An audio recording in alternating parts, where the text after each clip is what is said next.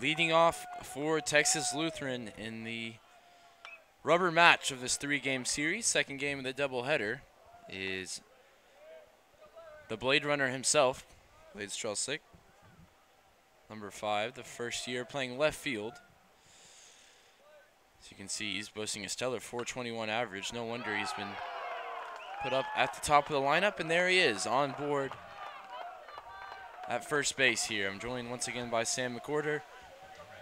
Sam, what are you looking forward to after we've seen both of these teams triumph once in the series so far? Well, I'm hopefully looking forward to some good pitching. Not a great start from Natoli there. Blade Runner just jumped all over. What can you do? He's the Blade Runner. But hopefully just a nice consistent performance from Natoli. He really keeps himself in check, and hopefully he can just give the Tigers a chance, and their offense, I feel, has to break through this afternoon after what I feel was an unlucky showing earlier on. Stats on your screen for the junior left-handed pitcher, San Antonio natives, 5-0, and a decent .344 ERA to go with it. Good strikeout to ball ratio. He's a dependable starter in the Tiger rotation. Their go-to left-handed starter. Yeah, he's got a surprising amount of walks in the innings that he has, and I think he has a tendency to nibble sometimes, just because he does have the control. They got him in a rundown. Some action here early on as the Blade Runner continues to be involved on the base Can the Blade Runner beat him? Come on, you can do it, I believe. No chance, No. as the field gets really torn up there, notably. There was obviously the usual watering in between the games. You know, I was really feeling an adrenaline deficit, but I'm right back up there. As he falls to his feet and the leadoff man is picked off, so Natoli still in there now with nobody on base.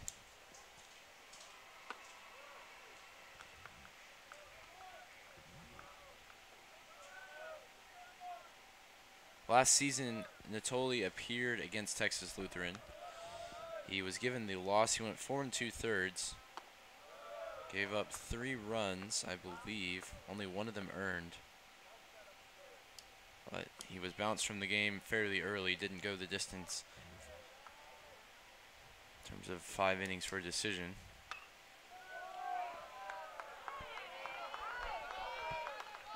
And that's the second straight hit there put on James Natoli.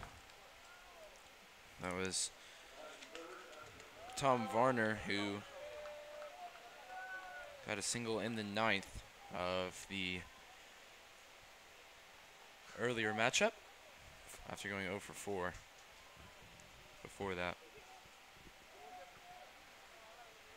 This game is just perfectly poised, isn't it? The series over the last 4 games now leveled up at 11 after TLU triumphed in the day cap of this doubleheader. And the series in this sense as well for this season is obviously notched at 1. We'll see what we get out of Cody Rimko, the starter for TLU. We know what we'll get hopefully from James Natoli, and that's consistency. Give his team a chance. Tiger offense posted 4 runs, which is about half of their average in the first game today. So we expect hopefully to see a breakout performance from them. The lineup's been shuffled around, and we'll get to that in the bottom half of the inning. Goodrich back behind the plate, as you can see, and that one's barreled up out into the gap. And the slow start for James Natoli continues. Martin hits the relay man, and there are second and third with just the 1 out. Yeah, if you take a look at this pitch back, he's just leaving him a little too much of the plate on that one. It's not a bad pitch, for sure. It's just a pretty decent piece of hitting, and Natoli is the type of pitcher who relies on his defense. He's definitely going to... Oh, we get an early mound visit here. He's given up hits to all 3 of the leadoff batters. We saw this happen in the first inning of the last game, and it got out of hand quickly. So you understand the caution from the Tiger pitching staff. Yeah, I feel like the message here is don't let this one spiral. Whatever you do, give up 1 run, give up 2 maybe, but let's not have this go on like we did last time.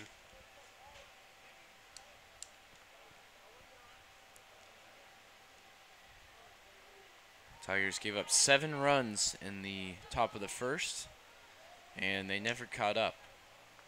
They did decently the rest of the game, but they had put themselves so far behind. And it was such a tall task for them. Natoli now facing Tyler Cawley. Grabbed a late RPI in the 9th on a double down the line past MJ Metz. Dallas Bender back out there at third after he was pinch hit for many of the Tiger usual starters. Had been taken off towards the end of the day cap in preparation for this big matchup. Implications not only in the SCAC but in the national rankings as well. TLU comes in ranked number 8. The runners-up at the Division III World Series last season. SCAC champions last season as well. Tigers coming to this one ranked number 1 in the country. 16-4, 17-4 record after the first 2 games of this series. And Natoli has hit Tyler Cawley. He was hit in the last game as well by a pitch. That one looked painful there for Bulldog Slugger. Threw the bat, not happy. But he'll take a free base. And the bases are loaded with just 1 out. Yeah, and it seems like just the opposite of what the pitching coach probably came out there to say is just don't put yourself in more trouble than you need to. Don't let this get out of hand. And all of a sudden we have bases loaded, 2 outs still to give for the offense. And that's not a good spot to be in as a pitcher. And that looks like the Motzinger we saw last game as he drops that one into center field. Motzinger went 4 for 5 in the last game. He was 0 for 3 Friday night. But he saw that first pitch and he took it out into center field.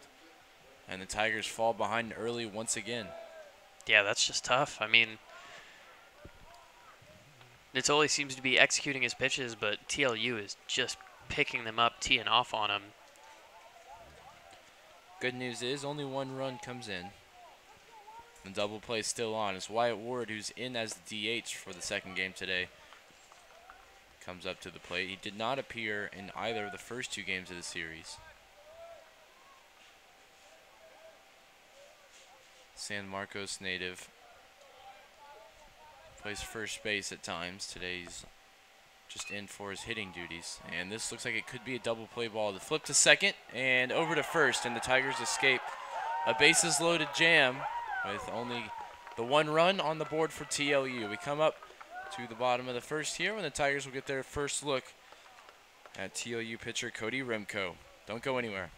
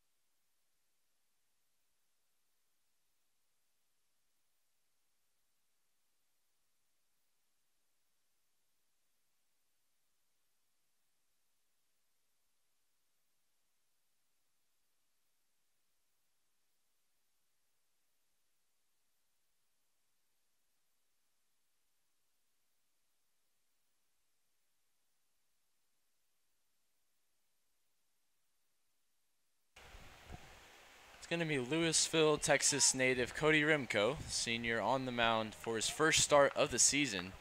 And the occasion doesn't get much bigger as this series hangs in the balance. You get a look at his record. Those are all coming out of the bullpen. He's had 7 appearances so far this season. 20 innings pitched and 10 walks to go alongside the 10 earned runs that have come off of him.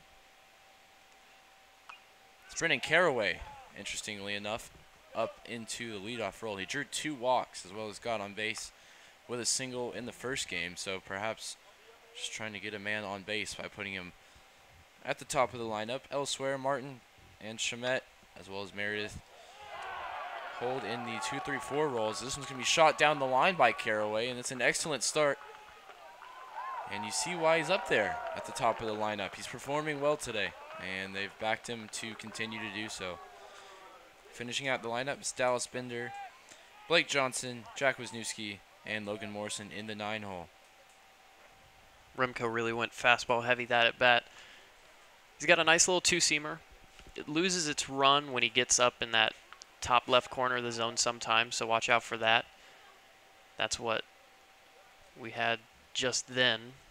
That's the reason why the hit was a little bit easier. Also shows a 12-6 curveball. It's a little loopy, but it's not bad. Jake Martin digs in. He's 6 for 10 in the series with a home run as well after going 3 for 5 in both games. And Rafe Shamet, a guy who's really hitting the ball well. It didn't show as much last game. He went 2 for 5. But all 5 at-bats, he hit the ball extremely hard. He's waiting on deck. There's already a man on second in the form of Brennan Caraway. And how big would it be after getting the double play, getting out of what looked like it was going to be deja vu and a big early lead for TLU, for the Tigers to go ahead and respond and grab the lead themselves in the bottom of the first? Man, it would be huge. And who else would you want at the plate to get it going other than Jake Martin? Momentum of this series, you know, it did swing TLU's way, but in a large way, just like the series, it does swing in the balance right now. Could be pretty difficult to take for TLU after putting up such a good game, feeling like you're getting off to a good start, and then all of a sudden you get cut off. Trinity sparks out to a lead. Mentally, you have to be tough. Tigers have to show some bounce back as well. That's only their 4th defeat on the season, so not a familiar position. That was their first defeat where it seemed almost out of hand. It was out of reach pretty much from the word go. It's their first real day off that it seems like Tigers have had, so maybe they were just saving it all for the night game.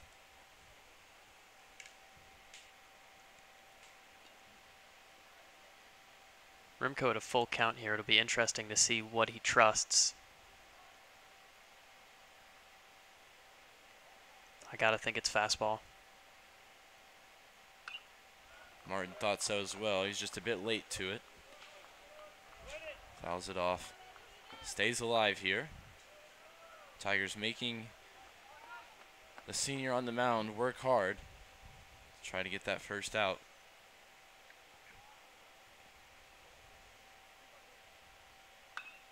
And Martin's going to hit this one over to the second baseman. It will advance the runner, and the throw takes the first baseman off the bag. It wasn't a great throw, but I really felt like he kept the foot on. Yeah, I thought he tagged it back. Oh. Chad Curtis, the first baseman. It's the wrong call, I think, from the umpire, but it's a bang-bang play. He's blocked by the body of Curtis. His view is obstructed. Yeah, but he is definitely back. Well, you get a little bit of fortune, and then you get to see Rafe Shamet come up to the plate. That's a pretty good sequence of events. Tiger fans sit in anticipation of Rafe Shamet. He's hitting .417 on the season. hit just around there last season as well. So it's the type of offensive production that you expect from the junior out of Sugar Land, Texas. Extremely quick move there from Renko. Try to catch Jake Martin off the bag.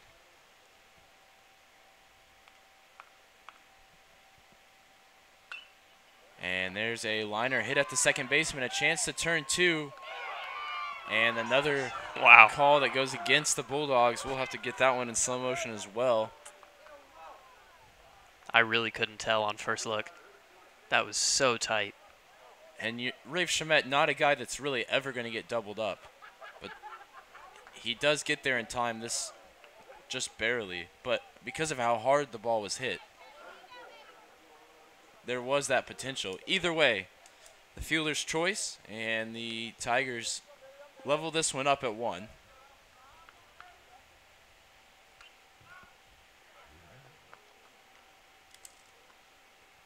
Just take a little bit of a slower look at this one. Once again, you can see Shamet's foot come down right there, and the ball's not quite in the glove yet. Good job to run it out.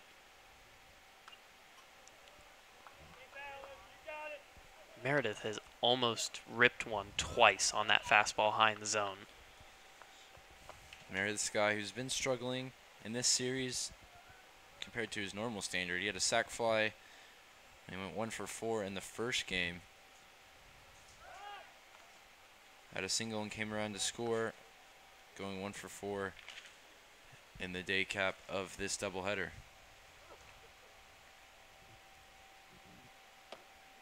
And he goes down swinging here as Rimco escapes what could have been a couple of big swings from Mason Meredith. Looked like he was getting eaten up at the top of the zone, so it's the perfect time to break out the breaking ball for the first time tonight. Catch him down low. Swinging strikeout. There you go. So it's Goodrich who's back behind the plate after DHing earlier today. He is the team leader in RBI right now as it stands.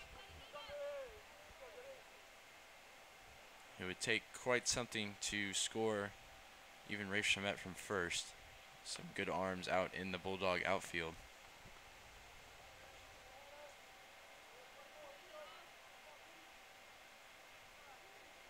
But we've also seen some home run ability from Goodrich this season and last season, leading the team.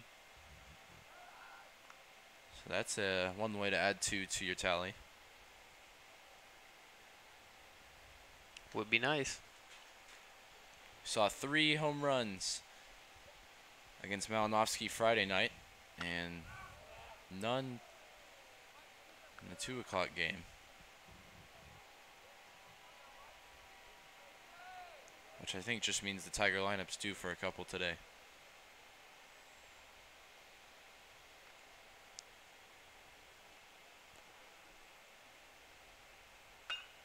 And there's a line shot, and probably a yard away from potentially scoring Rafe Shamet, as I'm sure. Yeah, he'd already rounded second by the time that ball came down. Solid contact made by Goodrich.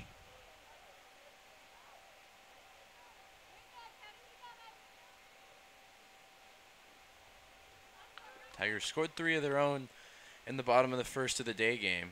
The damage had been done in the top of the inning. This game seems like a completely different atmosphere. So I think the Tigers have done well to put it out of their mind what went on in the early goings of the 2 o'clock matchup. And the Bulldogs realize that the Tigers mean business here today. Yeah, they've come back with a clean slate. That one hits him on the inside of the foot. Had a lot of balls fouled off shins and feet in the last game. Goodrich, one of those guys that does wear the shin pad, but that one not covering enough to help him there. And the throw back to first, as they are concerned, as they should be, with Rafe Shamet's speed on the base path.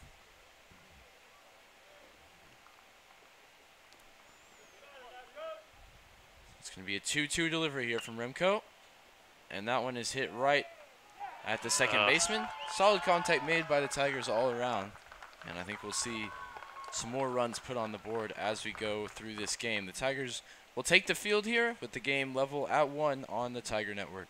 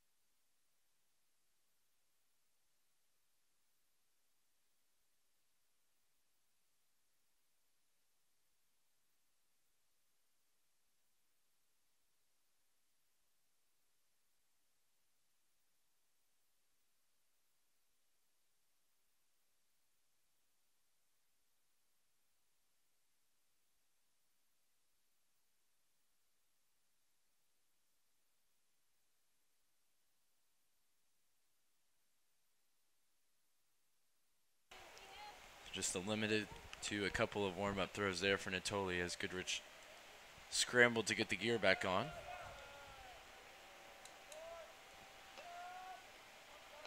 So Natoli looking to bounce back from what we'll call a crisis averted in the top of the first. 5 of 6 hitters he came up against recorded a hit. They picked off Strelsick and they double up against Wyatt Ward. What could have been a repeat of the earlier first inning. Natoli was able to reverse fortune there. But he certainly wouldn't want to get in that situation again as the floor drops out from under that curveball. Brandt was not prepared for that type of movement. And he's behind in the count 1-2.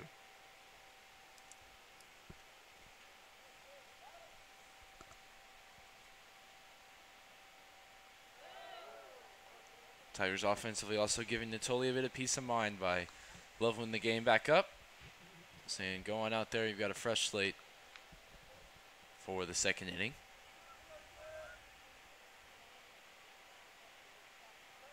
Both pitchers seem to have offenses that look good behind them, so that's confidence inspiring.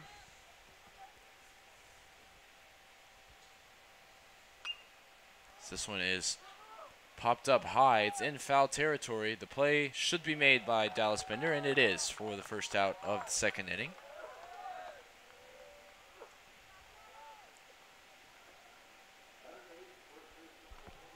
Pretty decent at-bat pitching for Natoli. Never looked like he was out of control. Here's Chad Curtis, the first baseman who was involved in the controversial call that allowed Shamet to. That was Martin involved in that one.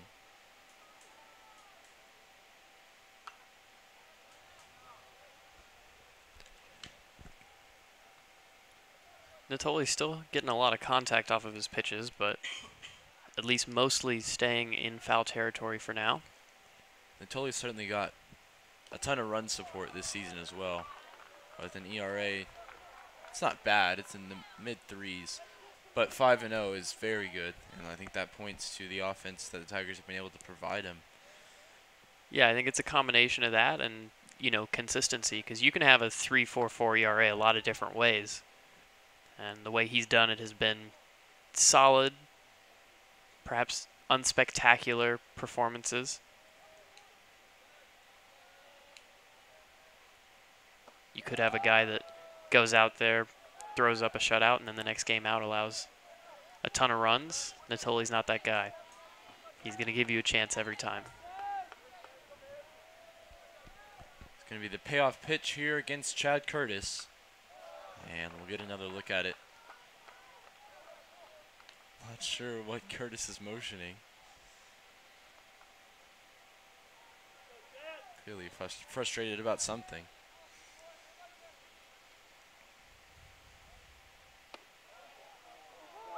Ooh. A borderline pitch. Could have gone either way. And Curtis takes a free base against Natoli. Does have a fair share of walks. Yeah, that was probably just outside, but it was being given last game, so I can understand the pause from Natoli, waiting for it to be called. Natoli immediately ready to go against Joe Jimenez. Bats for the first time in the second game of our doubleheader. The freshman shortstop has played pretty much the entirety of both games, I believe, as this one gets past Goodrich. Takes a nasty bounce there and allows the runner to advance to second. So a double play ball, traditionally at least, is off.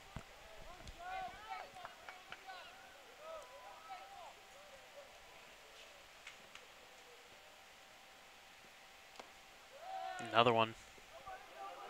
The runner holds that time as the ball actually cannoned down the third base line. It would have shortened the throw for Goodrich to try and get him had he gone.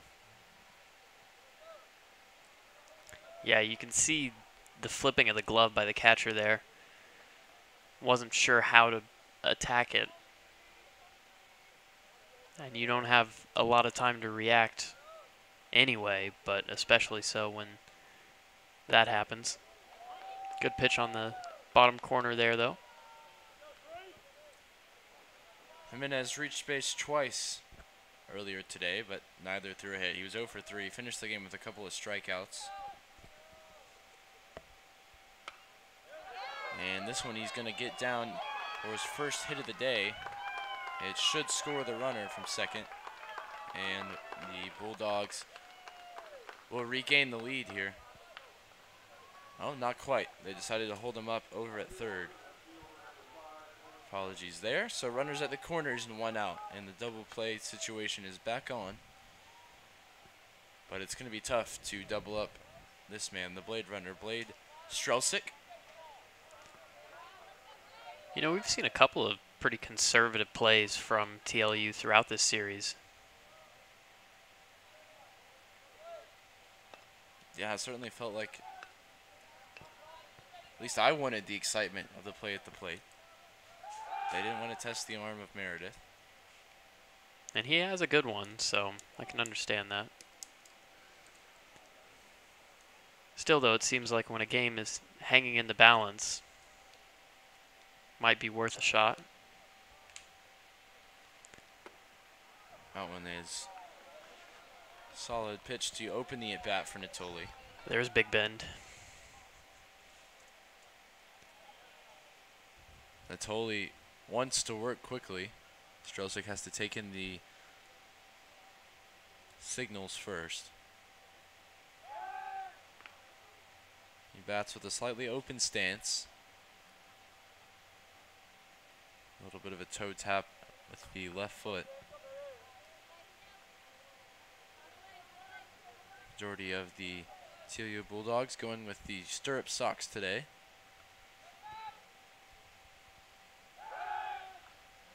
It comes slowly back into favor.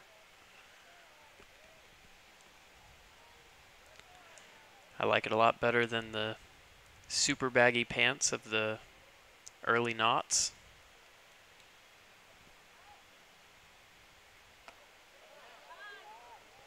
Baseball, as with any sport, it's about finding fashion within the uniform. We saw that with the Tigers and their, let's say, optional use of the buttons in the front of the shirts in the first game. Hey, look good, play good. That's how it's got to be. Natoli makes his move to first. Have to be careful not only with Jimenez there, of course Curtis waiting on third. There are some days, like in the middle of a long doubleheader, I wish the number of... that's a good hit. That one sent out in front of Rafe Shamet, and the Bulldogs will undoubtedly now gain the lead, again at 2-1. Yeah, that was actually a really good job just to sit on it and barrel it up by the Blade Runner.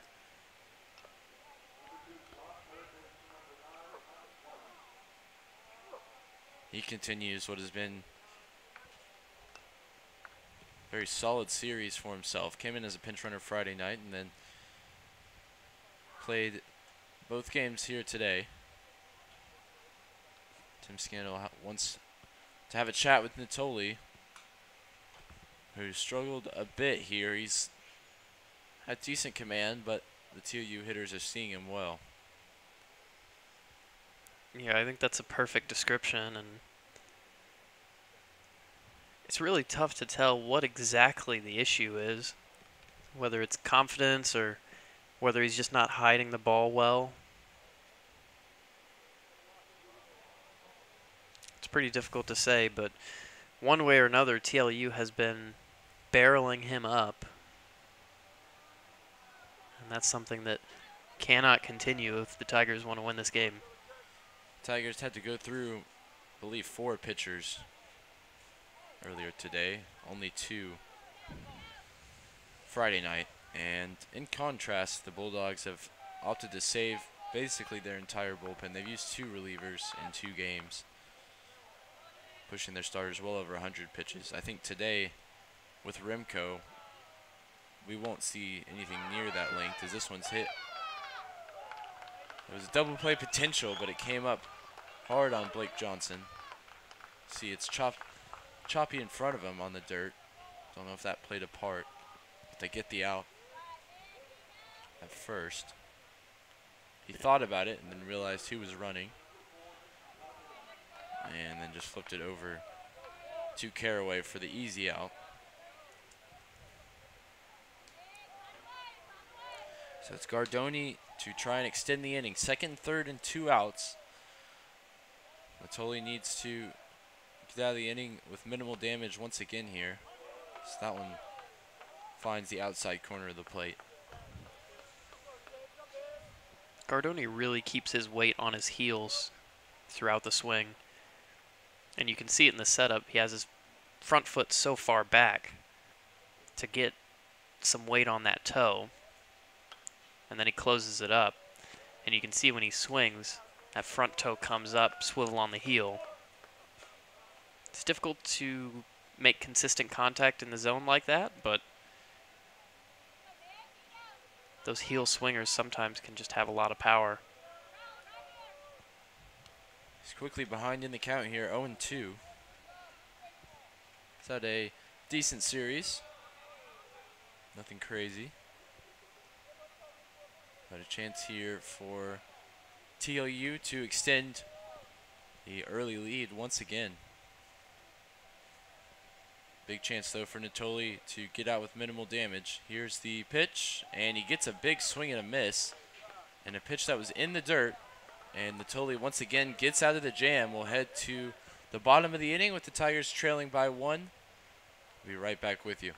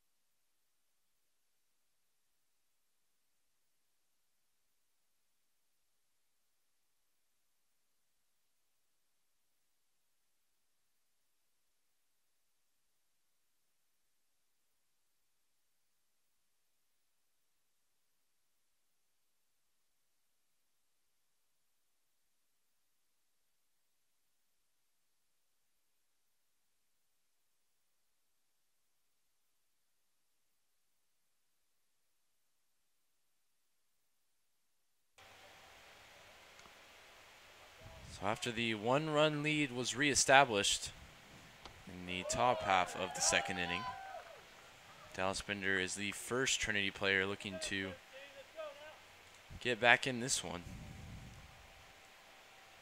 Had a couple of big hits in the earlier game, including a double that nearly went for a grand slam in the first inning.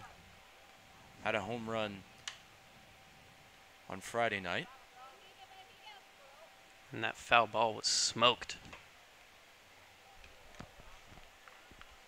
And he's quickly behind in the count, 0-2, and he fouls another one off deep down the right field line. For Bender, it's his first real consistent run in the starting lineup. We saw him start the season as a man, first bat off the bench, usually a couple of pinch hitting appearances with MJ Metz in his place, and now he's won that job and come back into the role. Some good hitting and solid defense. He's doing well here to stay alive with the 1-2 count.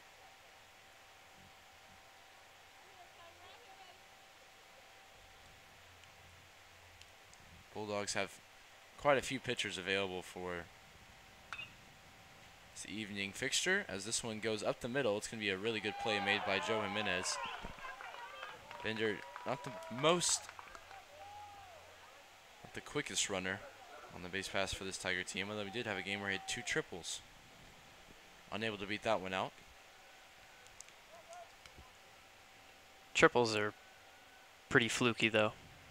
I would consider both of those fluky. Like you said, came in as a pinch hitter and grabbed a couple of 3-baggers. I remember back in the day, Evan Gaddis led the MLB in triples, and I think his time down the first base line is something like 6 seconds, so not exactly the quickest guy. Blake Johnson, the freshman, now stands in. He started on Friday night. Took a break for this afternoon's game. Now he's back.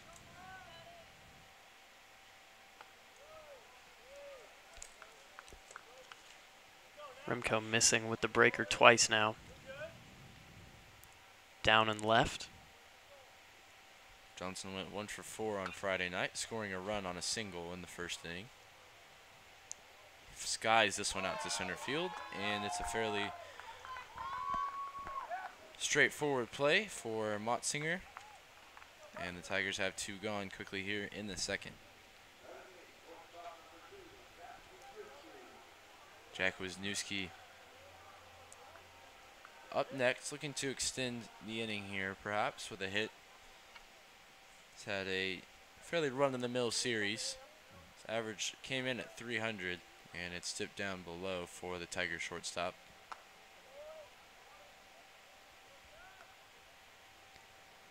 Rimco's been a bit scattershot this inning, especially losing the fastball high, losing the breaking stuff low. It's not the worst way to do it. That's a pretty one there.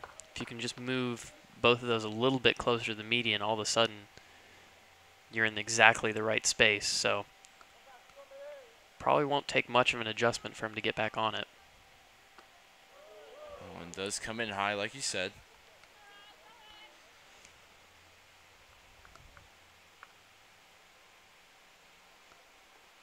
With the availability of a majority of the bullpen, we already see somebody throwing. They may have it scheduled to where, you know, Rimco's looking to go 3 or 4, and then the relievers will come in and try and see the game out. For now, TOU will take a 2-1 lead to the top of the third. We hope you will stay with us here on the Tiger Network.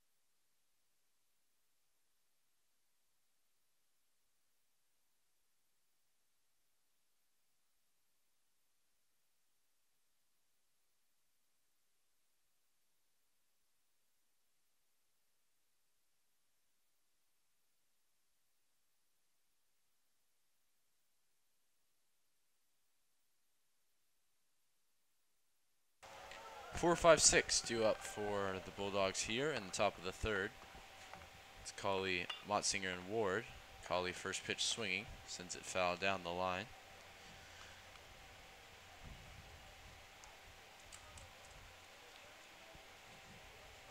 Cauley grabbed a couple of bases after being hit by a pitch in the first inning. Motzinger singled and got an RBI before Ward grounded into a double play in their first time up. Natoli's been nothing if not consistent. TOU's been consistent in finding hits as well. So last night they struggled to do so. After going ahead 0-2, Natoli misses there. It's his 40th pitch. No outs in the third. Yet to see Jeff Loneker, who has the ability to go multiple innings out of the bullpen. He's also come in the ninth at times to close it out. He's a guy that the Tigers will certainly look to if this game stays close.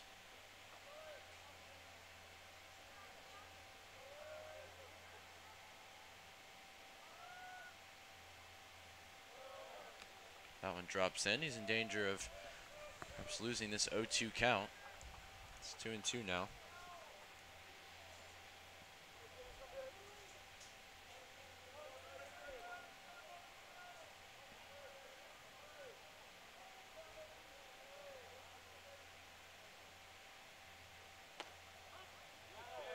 Yeah. There it is, strike 3 against Tyler Cauley, who really doesn't go down with much protest. He knew it. And another look here at the called strike 3 against TOU's right fielder.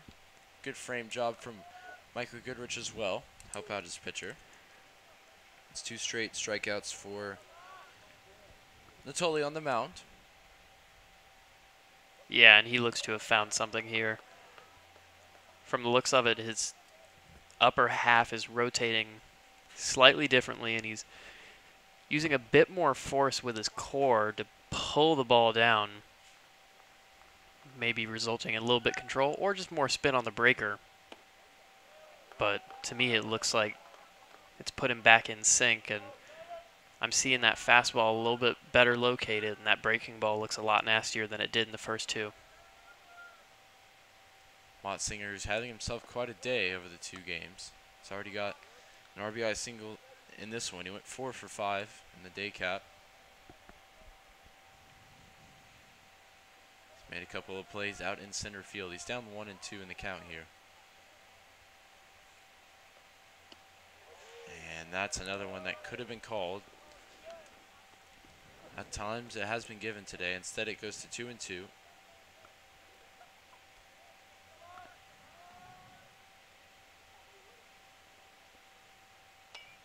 And this one is going to be out into the gap. It was within reasonable distance for maybe Meredith to make a diving stop, but didn't take the perfect angle to do so, and Motzinger's stellar day continues at the plate. I think that's 6 for 7 on the day. I mean, to dig that one out and then get it as deep as he did, that's a pretty incredible job there. Wyatt Ward, who came in as the DH for today, and he had a inning-ending double play in the first. So pretty much anything he does here will be better than that, if you're going to look at it from a positive perspective. Nowhere to go but up.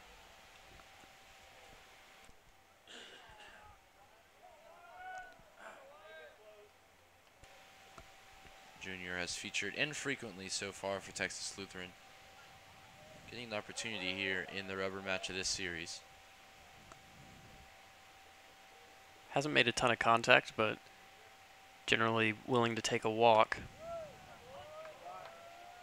Tully evens the count there with the low fastball.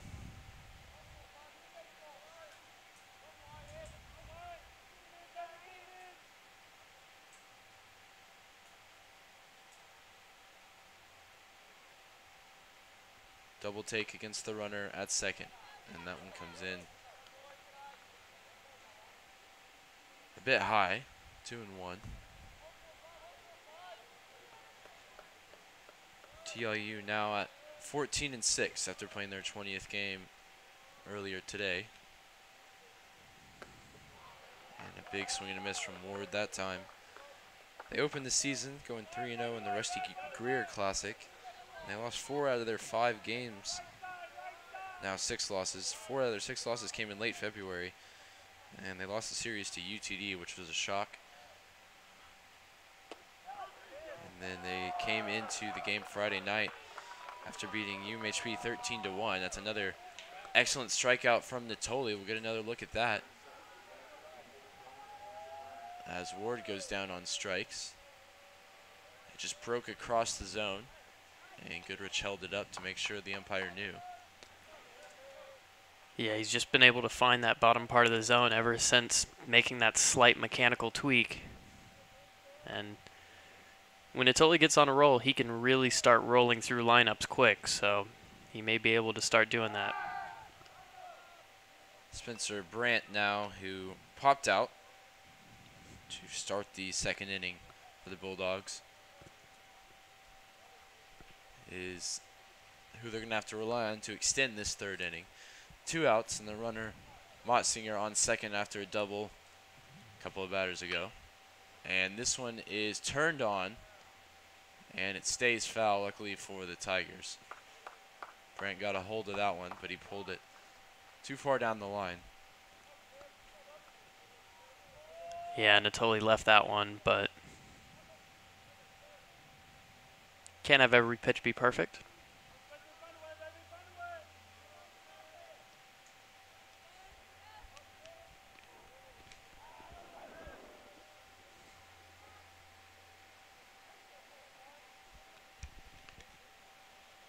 And the 0-1 delivery, that hits Brandt. We'll get another look at this. I feel like he's kind of all over the plate here, but yeah, he's leaning into that one. Umpire didn't seem to have a problem with it. And Brandt takes a free base. Brings up Chad Curtis, who walked and came around to score in the second.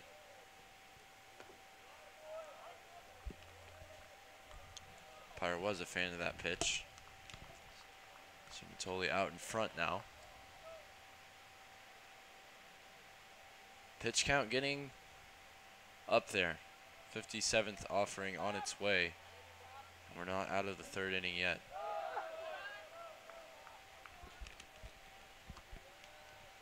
We've seen some extraordinarily high pitch counts, but they were on the TLU side in the first 2 games. Malinowski up in the 140 range through 8 innings. But the Tigers rarely, if ever, take that approach to a game. Like to save the arms. Yeah, and they don't necessarily do it with pitch count. They do it more through velocity, but the result is often roughly the same. A 3-1 pitch is going to be on its way here from Natoli. Needs to find the strike zone here without giving Curtis anything too hittable.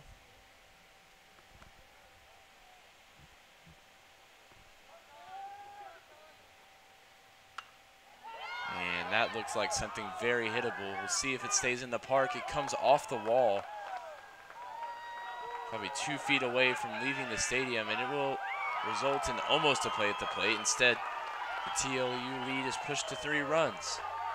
So Natoli put himself in a bad spot with the count being at 3-1. And Chad Curtis took full advantage with a 2 RBI single. Oof. Yeah, that one's just left over the plate. Breaker that didn't really break, and it's a real shame. It's just been a couple of pitches that have been the difficulty as Natoli's night ends on that one. I think the coaching staff really reluctant to watch another pitcher get themselves into a difficult situation after what happened in the early game. And here he is, Jeff Loneker. We mentioned him earlier. We expected to see him in some capacity in relief today, and we'll let him take some warm-up tosses before we introduce you to his career and his body of work here as a Trinity pitcher when we come back.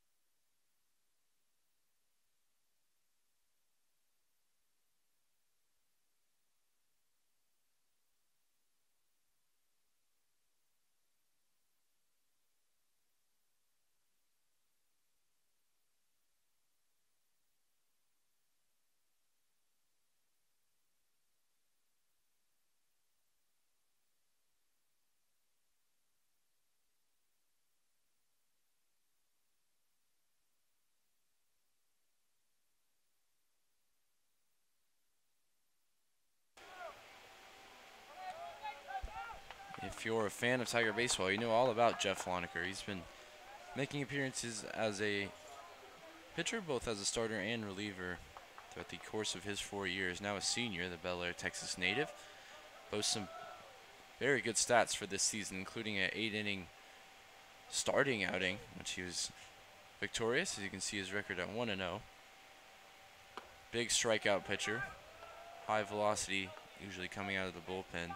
His career stats are about 90 innings pitched over the 4 years, 11.5 Ks per 9 innings, and a 3.65 ERA. He really had a good year as a junior. He was named to the All-Region second team alongside Rafe Shamet, when he went 4-0 with 3 saves and 14 appearances and a 1.9 ERA. So a very talented arm coming out of the pen for this Tiger team. And they'll expect him to perhaps carry them somewhere into the 7th and 8th inning if all goes well. Yeah, command every once in a while a problem for Loneker. Pretty high whip for somebody with that low of an ERA, but that speaks to him as a high strikeout pitcher. Kind of a typical reliever profile. Good fastball, good slider. He's got an interesting delivery with the slide step, which means he comes to the plate pretty quick. Sometimes can throw off the timing of hitters who are used to something a little bit slower. Otherwise, really solid delivery. Falls off to the first base side, but kind of has to with the momentum that he's generating with his back leg. You watch as he pushes off of it to deliver the ball. That's where he gets a lot of his velocity from, is that big stride and then the huge push off on the back leg. Comes in with 2 outs here in the top of the 3rd. After the big RBI single from Curtis knocked Natoli out of the game, this should be playable for Bender. He fires across. And I don't have a view of the umpire. It looks like the throw from Bender brought him off the bag.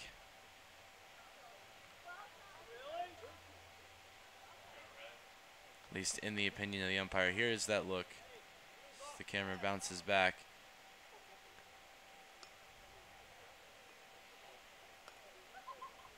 And even that look isn't quite definitive. It might be The dirt in the cleats is touching the bag. Man, that is tight. I think he's just barely off, though, maybe. Yeah, our angle not quite definitive. The umpire continues to explain his case. Here's another one. Yeah, a bit too much movement on the camera to be sure, but I think he may have dragged him off. Either way, a better throw from Binder, I think, gets him. Yeah, absolutely. And now we give a chance for Strelzik to come up with 2 runners on. He's already grabbed himself a couple of singles and an RBI in the early goings of this game. They've stuck the freshman in the leadoff role after a impressive series overall. He has the profile of a leadoff hitter, without a doubt. He's probably the long-term option for them there.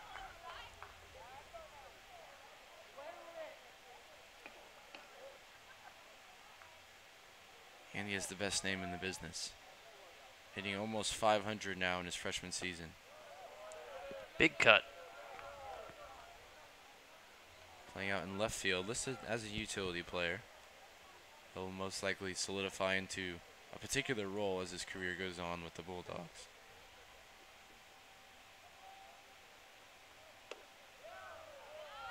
That one from Loneker falls off with him to the first base side.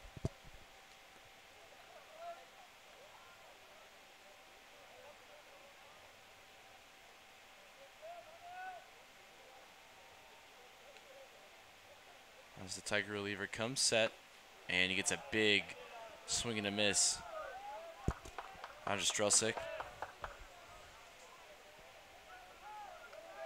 We will now have a 2-2 count. 2 gone and 2 on here in the top of the third.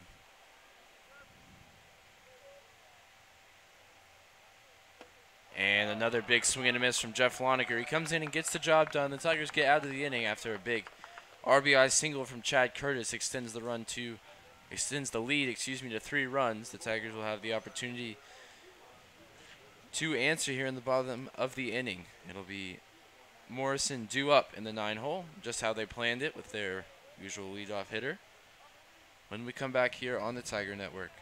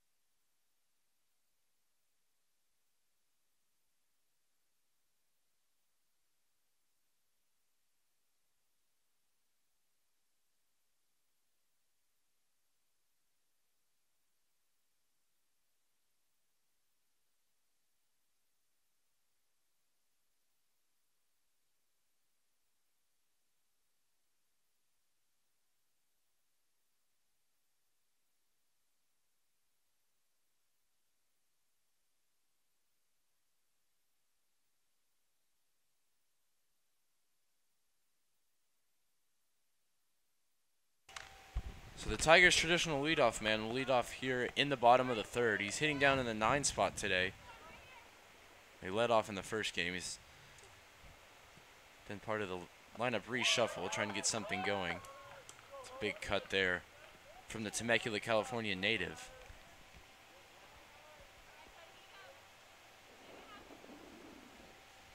Caraway, who doubled to start the game and came around to score, will be on deck. Jake Martin, who's incredibly hot, follow him. Yeah, they're in essence using Morrison as a second leadoff hitter here. If you think about the way that the lineup turns over, it's a strategy we've seen employed a lot more at the major league level. Places like Atlanta, Boston. And he'll get his job done. Absolutely. Well, that's what you see a lot with Morrison. Even when he's not hitting the ball particularly well, he gets on base about twice a game.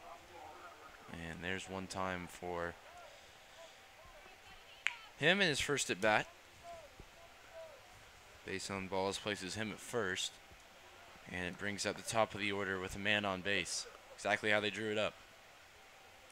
Yeah, absolutely. And, you know, the only downside to putting a hitter that good at the bottom of the lineup is that they, of course, get less at-bats over the course of a season. But when you have a guy that you know can get you on base but is struggling a little bit with the bat, it really doesn't have too much of an impact. So I think it was the perfect place to put him, see if it pays off in a meaningful way other than just in my estimation.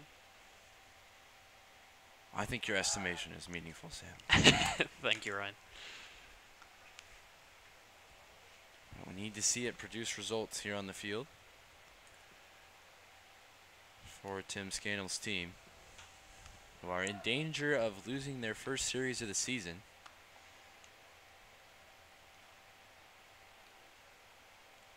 Do you think he'd be able to hit the ball harder if he just unbuttoned another button? Well, he's done well there with just the 3, as he sends one out into right field. And running all the way was Morrison, getting all the way to third. Excellent piece of base running. I mean, he's going golfing there. That's a hitter who's hot at the plate. Yeah, they won't let you golf with that type of dress code, though. It's the only place he can do it. So a couple of singles to start off the bottom of the 3rd as the Tigers look to respond. It's the man that they would look to. If they had their pick, it's Jake Martin, who is 6 for 11, I believe, on the course of this series. Another home run. He had a massive home run in the 8th inning of the first game. Another one here would tie the game.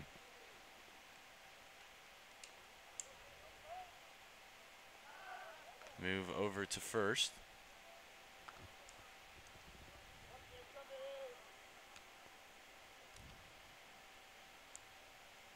I imagine looking to protect against the hit and run. This one got a chance to get down, and Jimenez drops the ball. And so a run will come home. That was a very gettable ball for the Bulldog shortstop. Not an easy play going over the shoulder, but it wasn't hard hit, especially by Jake Martin's expectations, excuse me. Yeah, that's definitely playable. It'll be interesting to see how they score it. It was extremely risky base running from the man on first. He was already on second when the ball hit the glove, and if he brings it in, the Tigers are out twice off the one at bat.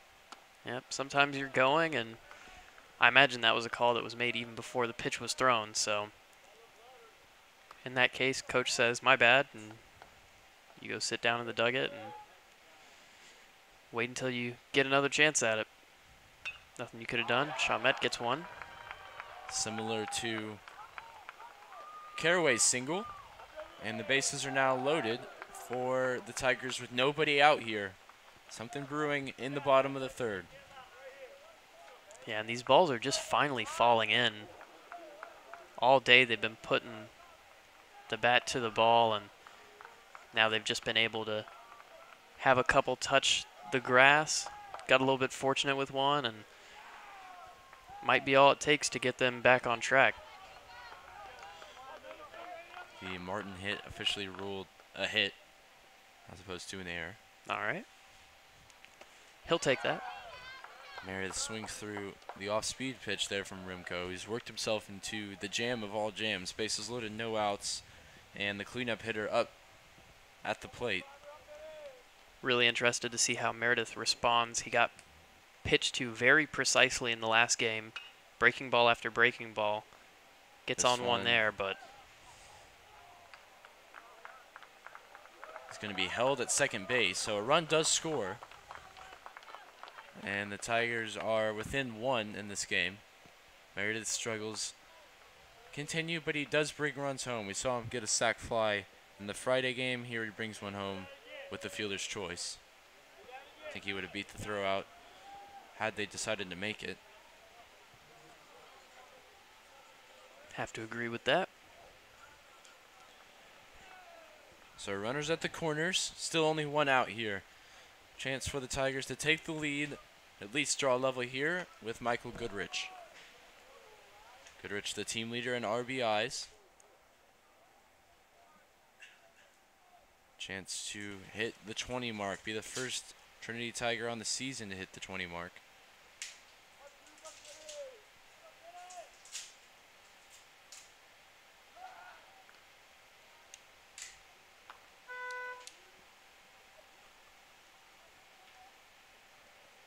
He's back behind the plate today after DHing earlier on. Rimco's already hit 50 pitches here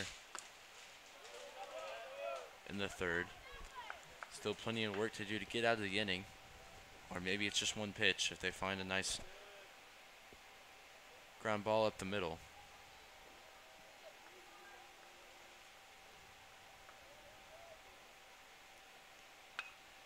That one's slapped foul.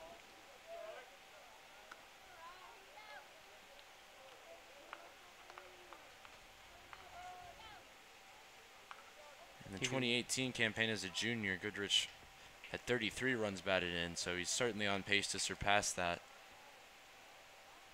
Sitting on 19 already. You can definitely tell that Goodrich is sitting fastball on this at bat. And on that one, you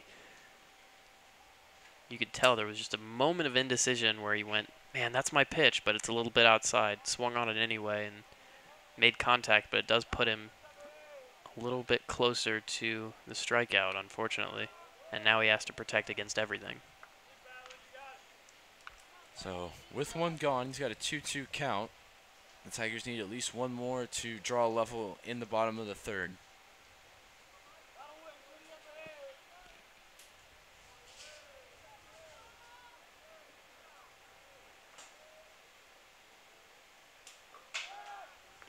Movement over at first as they check on Meredith, who certainly is a threat to run, the center fielder.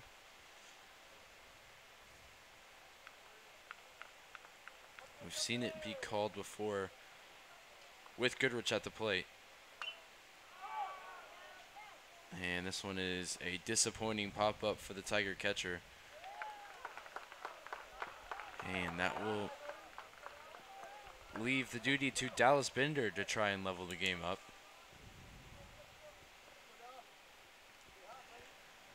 All of that was precipitated by the swing on the pitch that was what you were looking for, but outside of the zone. Puts you right up against two strikes. All of a sudden you're protecting against anything. Get two curveballs that you have to swing on and can't make good contact with either of them. Likewise, Bender unable to make contact there on a big rip. He's behind in the count. Rimco working well with the tying run on third.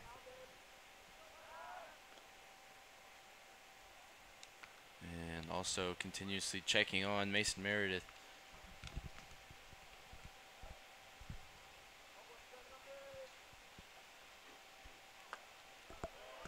That was a high curveball that I feel like Bender at times would go ahead and take a swing at. Maybe being a bit more conservative here with the situation. And he sends this one through the hole in the infield, and that will tie the game up. Dallas Bender with the RBI single. And the senior has his team right back in this game.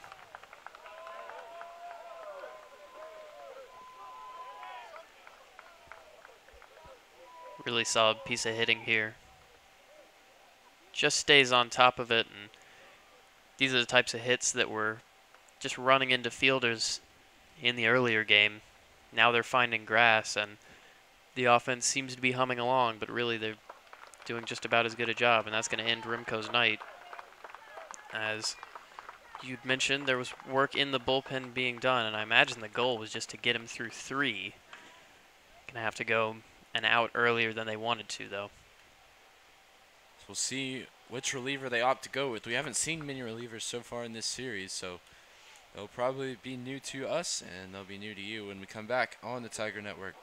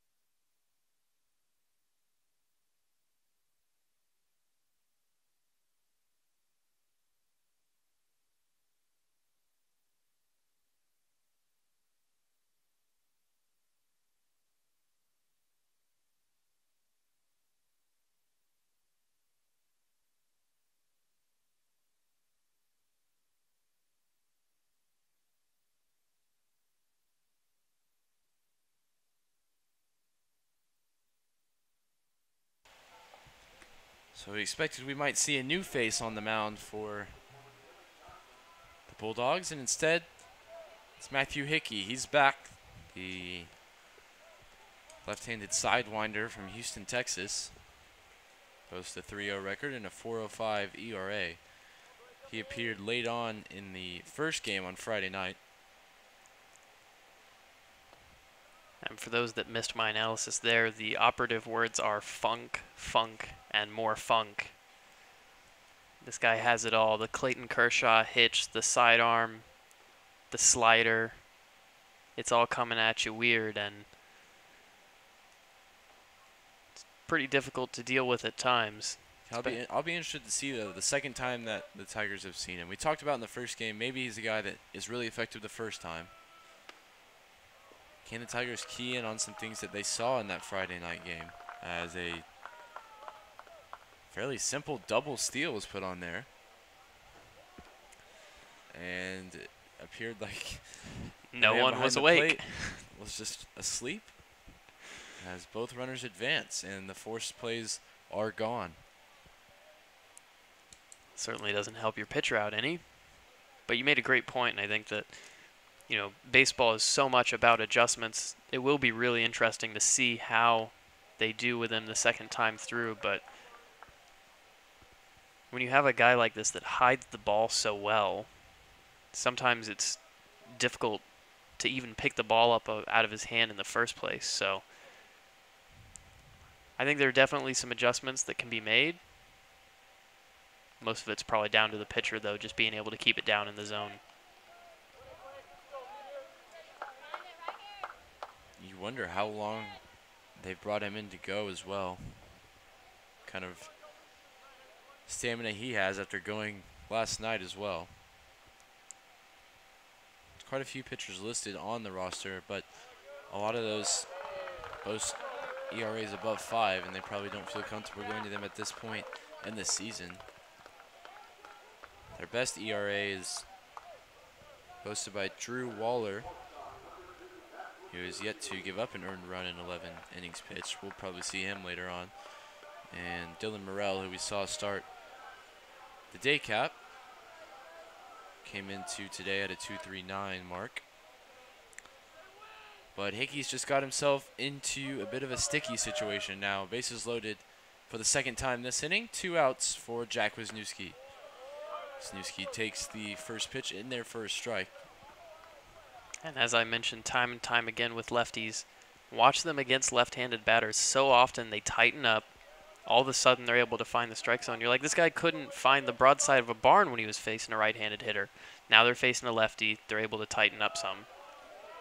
That looked like a really good pitch. Came in just slightly inside for the first-year man on the mound. Quite a few young players contributing for Greg Burnett's team after that stellar run last season was led by 10 seniors. The freshmen have done just decently well to fill the shoes so far, as Wisniewski falls behind in the count now after fouling that one off. It's 1-2.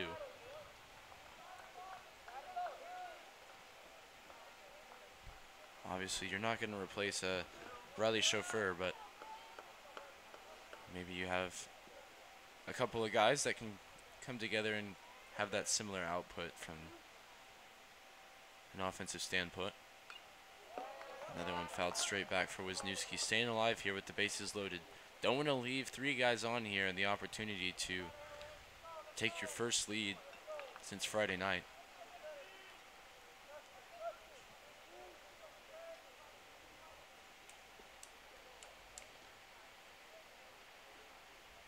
Pretty monumental. Important 2-strike pitch coming from the sidearm lefty. And Wisniewski's going to ground this one to third base. Thought about flipping to second, instead went across the diamond and retires the Tigers shortstop. They leave the bases loaded, but they do find a way to draw a level here. It's 4-4 heading into the 4th inning on the Tiger Network.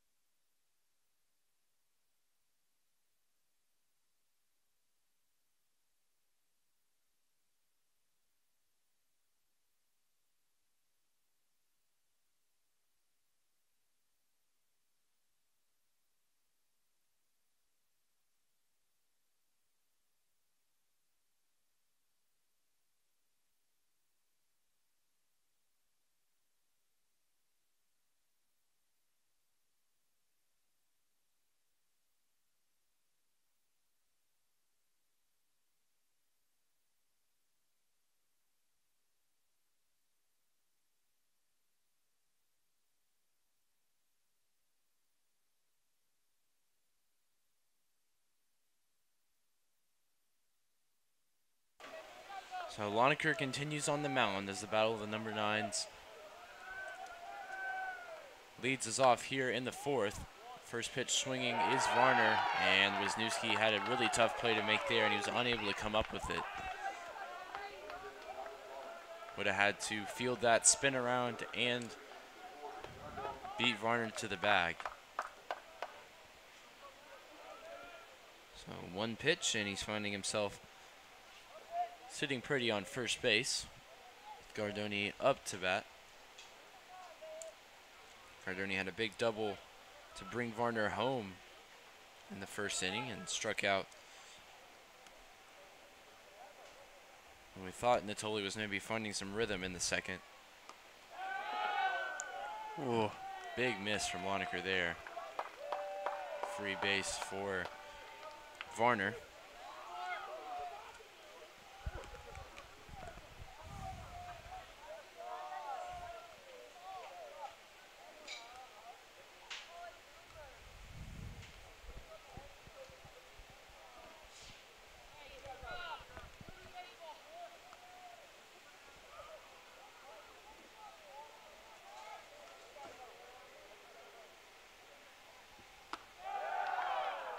Another bad miss for Loneker. I think in doubleheaders, I'm just sitting here thinking, man, I'm pretty tired. I'm sitting here talking and I'm tired. It's so difficult to keep that mental focus, if anything, the physical aspect as well, but especially with baseball, keeping that mental focus for 2 straight games in a day.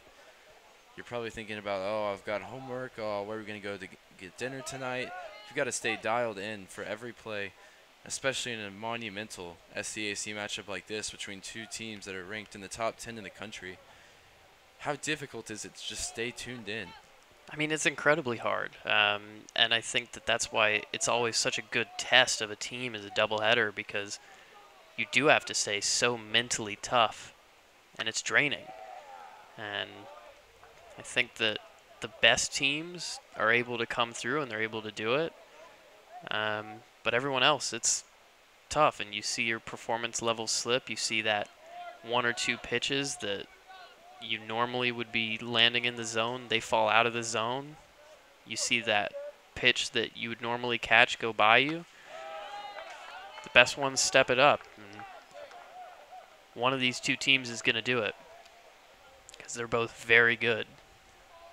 Last season, these 2 teams split the doubleheader with the Tigers taking the nightcap. It was Vonderar off the bench as a pinch hitter who grabbed a game-winning RBI double. He went 2 for 2 off the bench. He's an option as a pinch hitter today. This one's chopped to Blake Johnson at second base, and the Tigers had the first out, but the runner advances over to third.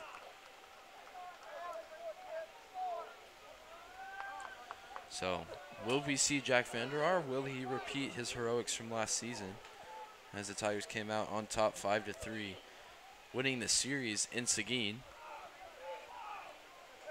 Season series was evened up when the Tigers dropped the game 6-3 in the SCAC tournament later that year.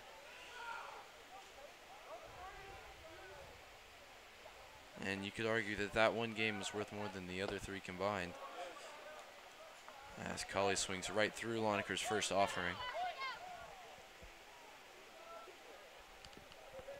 Loneker's best breaking ball in quite some time. Colley struck out looking. Back in the third. There's another good one. Wouldn't be surprised to see him dialed up here and try to bring the heat. They're getting a couple of quick strikes.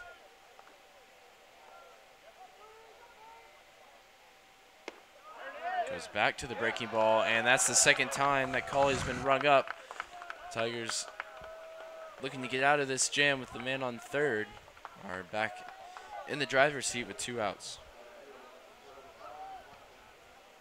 This one is generous. Yeah, it's really not close, but the umpire decided that it was. And this man has been an absolute menace for the Tigers today. Cullen Motzinger has only come up to the plate and not got a hit one time over 2 games. He's 6 for 7 on the day. And that one time came when the 9th inning, when the game was basically decided. It's been a real standout performance from the Bulldog center fielder today.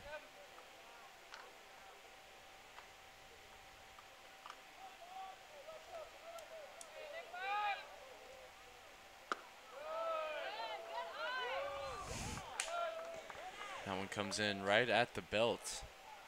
And the umpire has used up all his generosity, I feel. That strikeout for Cauley.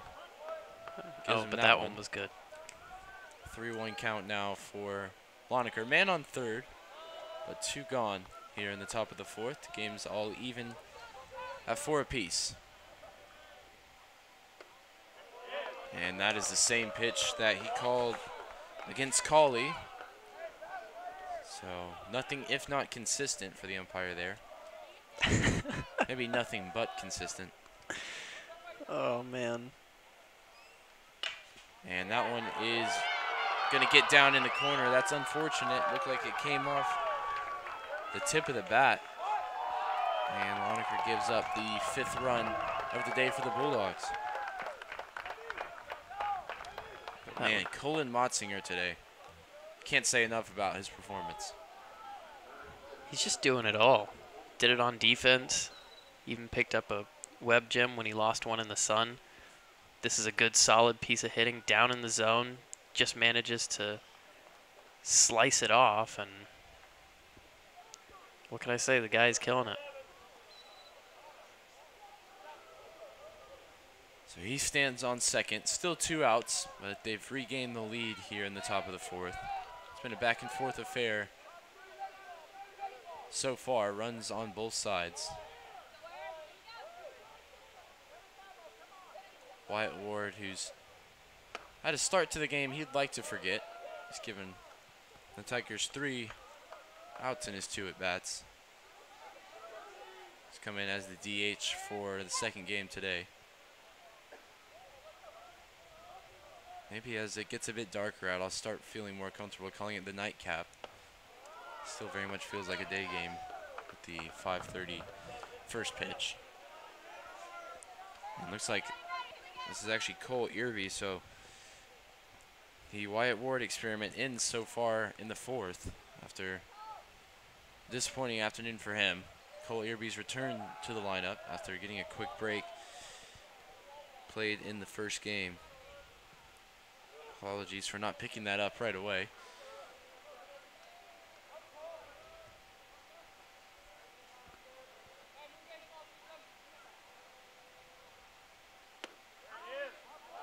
And that's the outside corner that the umpire has been giving Lonaker all inning. So 3 called strikeouts for the man behind the plate. And the man on the mound will take it. That one looks like it may have actually come in and caught the outside corner, which would be a first.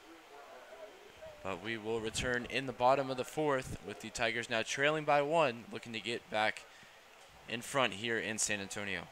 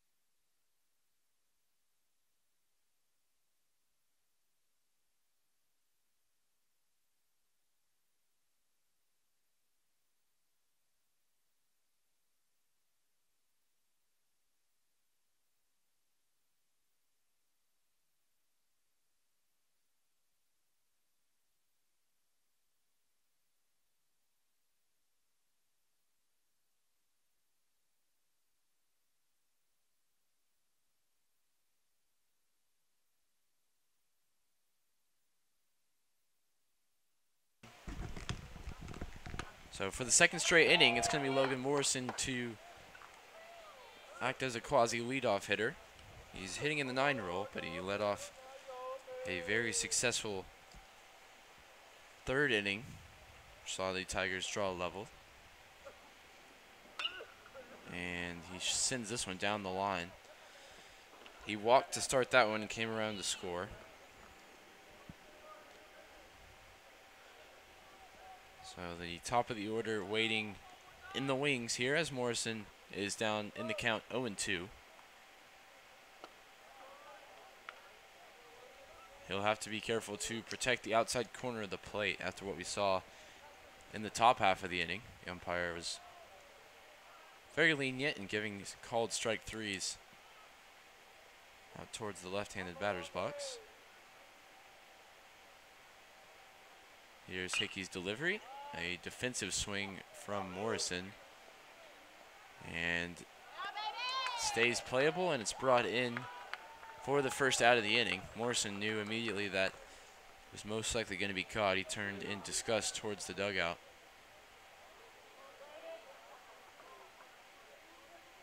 Umpire in the way a bit, but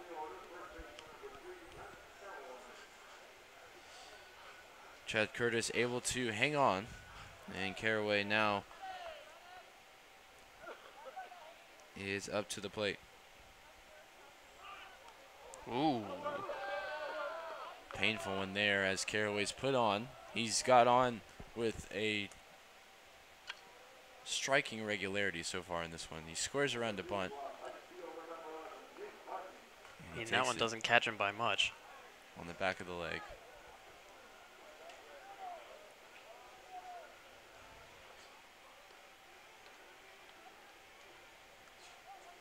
So Jake Martin now, who grabbed a RBI single in the third. He brought Morrison home.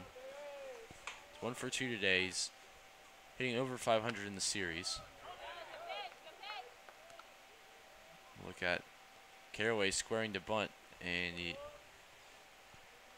hit him right in that shoulder blade area.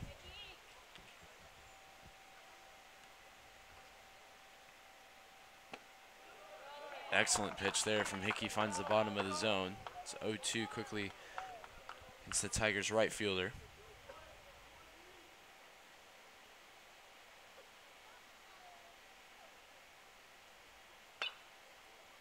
Good swing just to stay alive for the Edmond, Oklahoma native.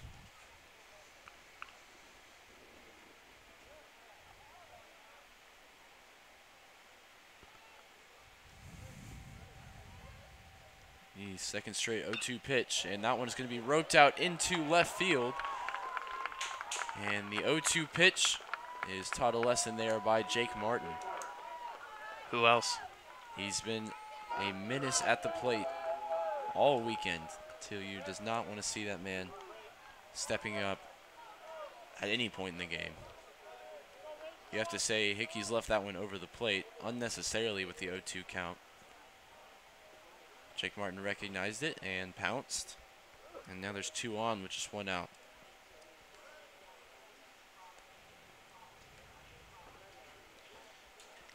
You got to say, I think in terms of SCAC Player of the Week, whoever wins this game, it's either going to be Martin, if the Tigers do.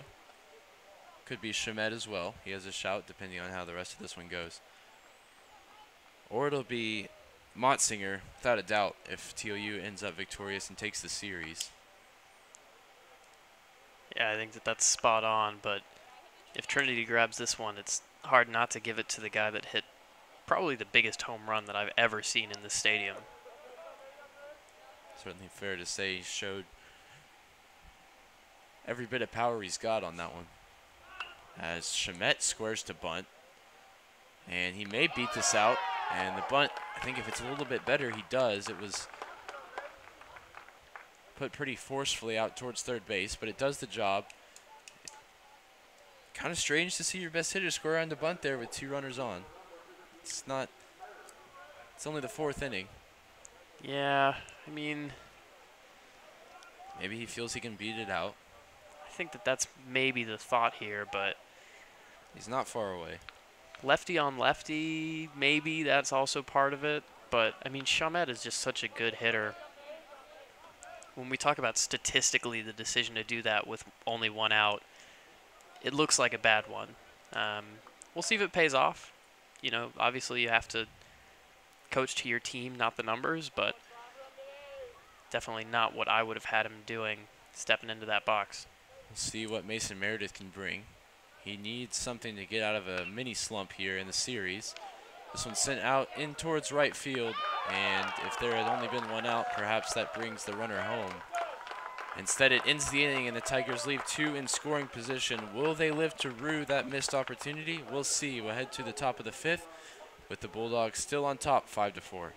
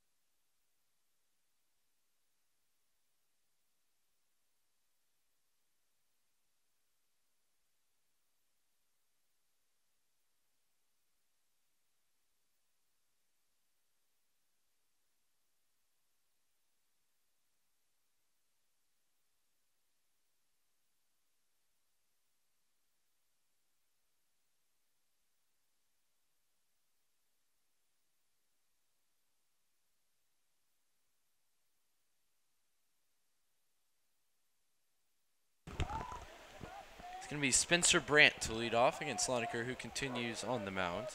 He's given up one run since coming into the game. His longest outing of the season is a start earlier on that went 8. So he has a bit of longevity in his arm.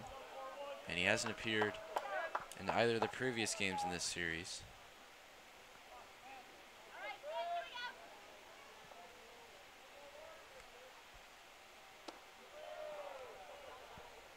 Loneker a bit wayward with that one and has been most of the night as well. Every once in a while, though, he finds his breaking ball, and I feel like that gives him a lot of confidence.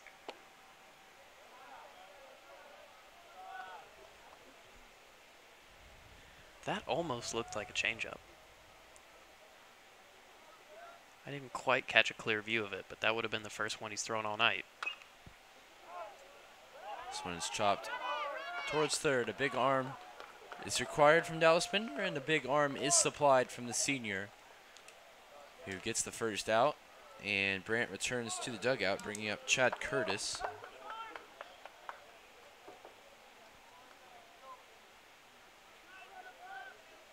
Good solid pitch. Probably could have been a little more done with it by Brandt, but that is a really good throw from Dallas, and certainly a lot better than earlier in the game when he drew his man off the bag. So the senior first baseman, Chad Curtis, walked and came around to score in the second, and also reached base in the third.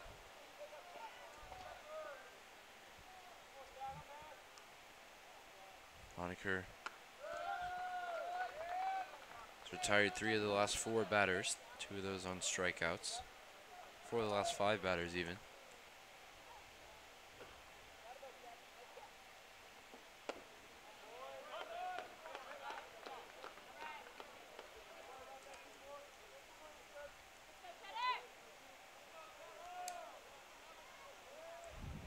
And the 3-0 pitch here is going to be sent out into left field. Chamet has a play to make, and he helps out his pitcher there, who had worked himself into a dangerous situation with the 3-0 count.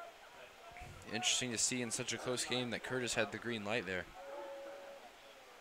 This is a great play. Great jump on it by Chamet. He doesn't really need it usually with the speed, but he did on that one. Yeah, surprised to see Curtis, who drew a walk in the second. Looked a little bit impatient there. I'm not sure that the pitch he swung at was even a strike. Yeah, I think he probably could have waited.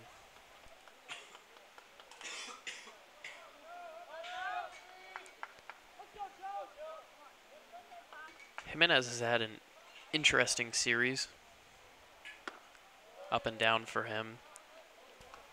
See if he can find the leveler here. Yeah, had all kinds of work to do defensively in the Friday night game. And he's been decent at the plate throughout the course of the series. And that time he's going to pop out in foul territory. But the Tigers will come back up in the bottom of the fifth. It'll be Goodrich, Bender, and Johnson when we return here on the Tiger Network.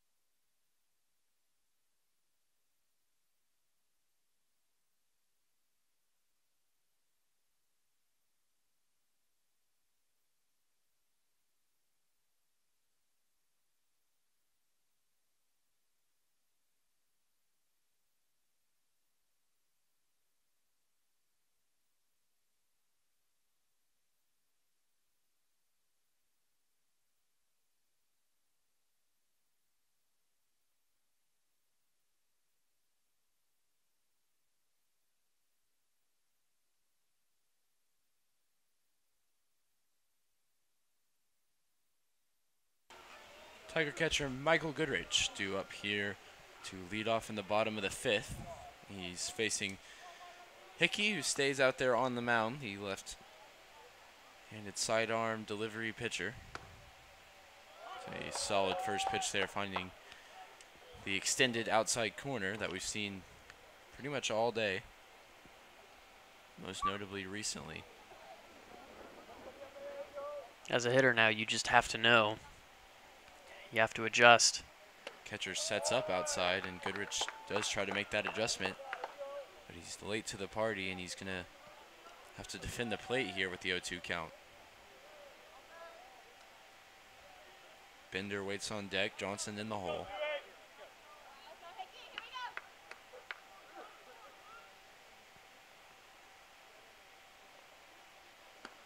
As that one misses too far outside for even our umpires like him today.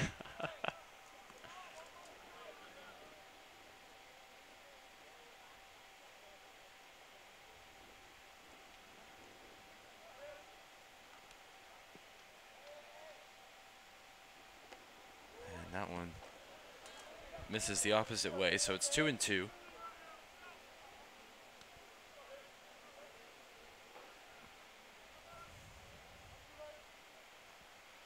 See, after throwing Friday, that's yesterday, seems like even longer ago, see what kind of distance Hickey has in his arm. Yeah, he's really not using his body well right now. He's a bit of an arm thrower anyway, just because of the way the ball comes in, but really been relying on his arm the last couple of pitches, and that's resulted in spraying him. Goodrich fouls off the payoff pitch there. Stays alive, looking to get aboard to start a potential rally in the bottom of the fifth. Tigers haven't, ooh, that was rough. Tigers haven't led all day. Fell behind early in the first game.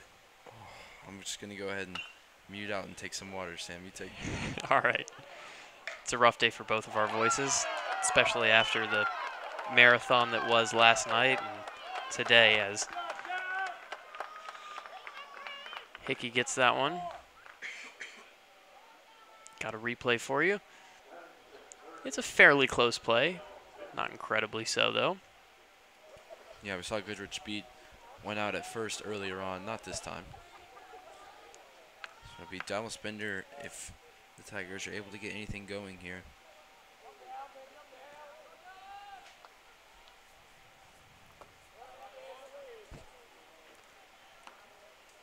You can really see what I mean with Hickey when he falls off onto that left foot for balance.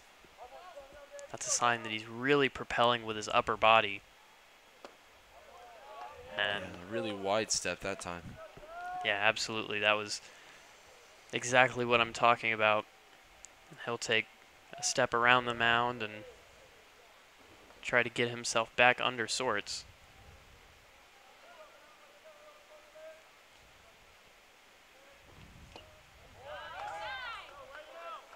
Bender gets the tip of the bat on that one, fouls it off. Just feels like you have to protect on that corner now. That's a tough position to be in as a hitter.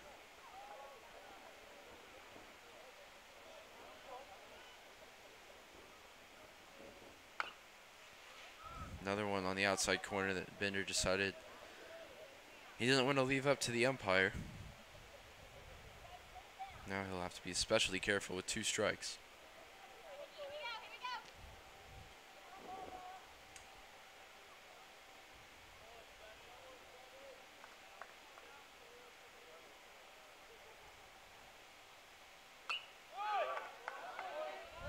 Again, fouled off. The Tigers not going easily here in the bottom of the 5th. Goodrich also had the count drawn full. Fouled a couple off before he was retired. Yeah, they're doing a good job of running the pitch count up for Hickey. Not that that matters for TLU. And this one's hit right at the second baseman. Unfortunate for Bender, who, if that ball is a couple yards to the right or to the left, he's standing on first base. Instead, he'll take a seat. And Blake Johnson is the last hope for the Tigers here in the bottom of the 5th. I mean, could it be any more perfect as a second baseman to come straight to you? Getting flashbacks to the earlier game. Really surprised that wasn't called a strike as well. Johnson has a walk and a fly out so far in this one. Freshman getting significant minutes as a rotational infielder. This one is sent out into right field, and without really having to do much,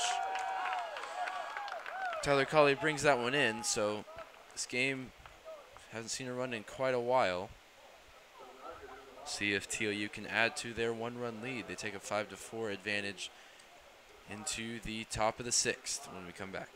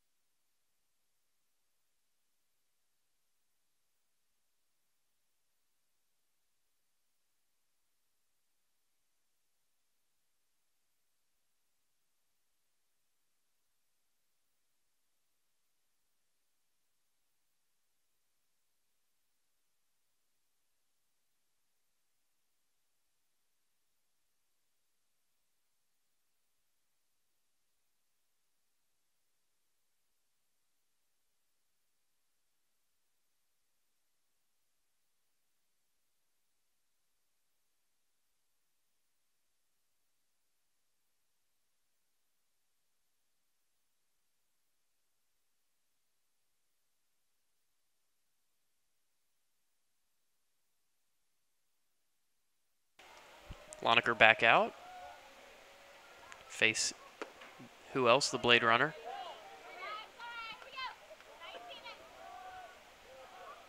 First pitch taken. Strelsick has had a really good weekend, but has struggled against Lonaker. There is a bit of a wonder if the way his mechanics are set up, it makes it a little bit more difficult against velocity to square up. This one is going to be popped into right field. Saw a similar ball at the end of the earlier game today. That one, though, is dealt with by Mason Meredith. No miscommunication there. Lonaker now up to 43 pitches. You can see Martin streaming in from right, but Meredith confident the whole way, called him off at the right time. And that's so important when an outfield plays together. They're able to get that sort of communication down and turn those ones that could be errors that drop and make the game a little tougher on you into outs. Thomas Varner now up. 2 for 3 today. Lonaker misses upstairs with the first.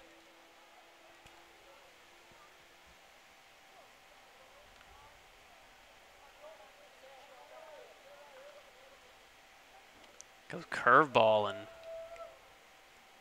I thought he got a swing there. Yeah, it looks like he may have just made a minor adjustment. The leg kick appears to be coming up a bit higher, at least for that curveball. Could just have been pitch specific. No, you're absolutely right. He's definitely moved off of the slide step. That one is caught by Jake Martin in right.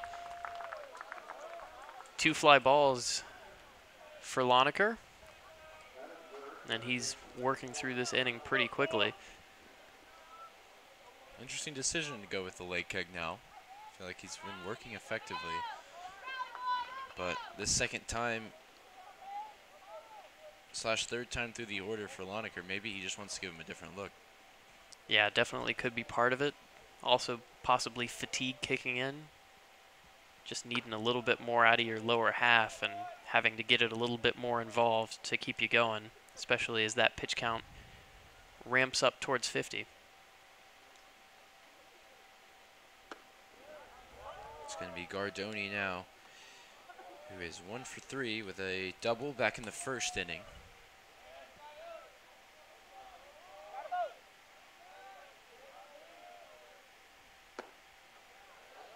That one finds the outside corner of the plate, and Lonaker takes the advantage in the count here with 2 gone.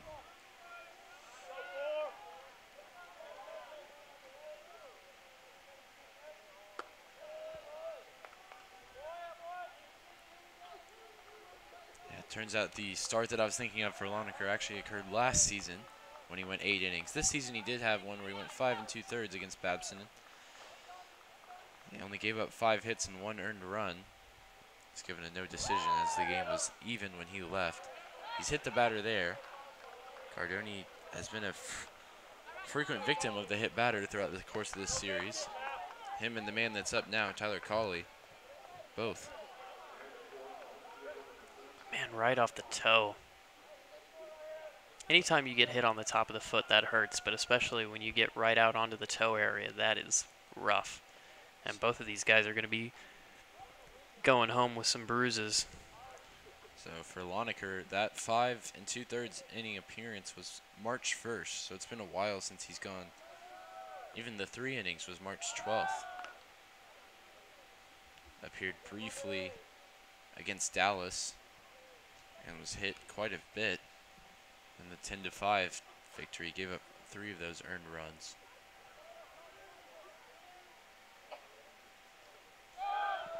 And this one gets away, so a chance for what looked like it was going to be a routine 1-2-3 inning for the Tigers. They're now 1 hit away from giving up another run to Tyler Cawley.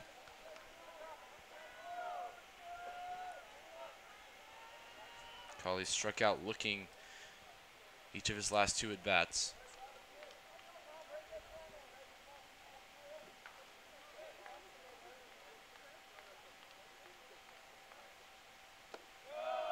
They Man, set up outside and they miss outside there. that's 3 straight in just about the same area.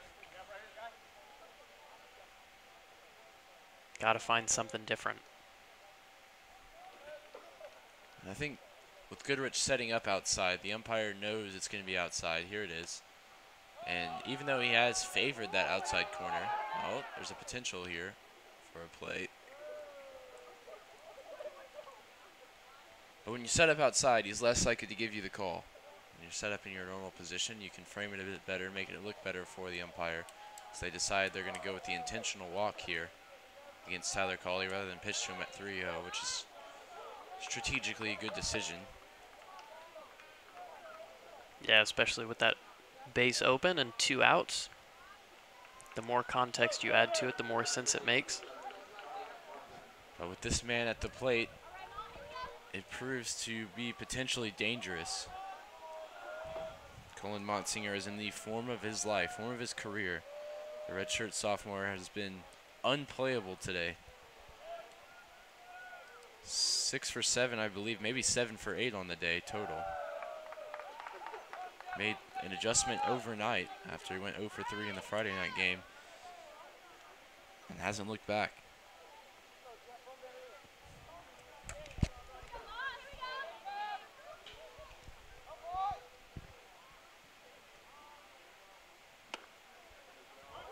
That one finds the outside corner to level the count at 1-1. Last couple of hits from Montsinger have come with 2 strikes. They've come low in the zone, and he's been able to just lift it over the infielder. Doing that here would most likely score another run and extend the lead to 2.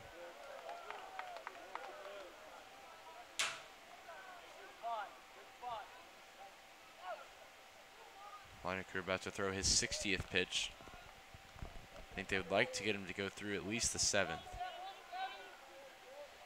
But he's also an important arm that they need to protect for the long haul. So that one's fouled straight back. And the count's level at 2-2.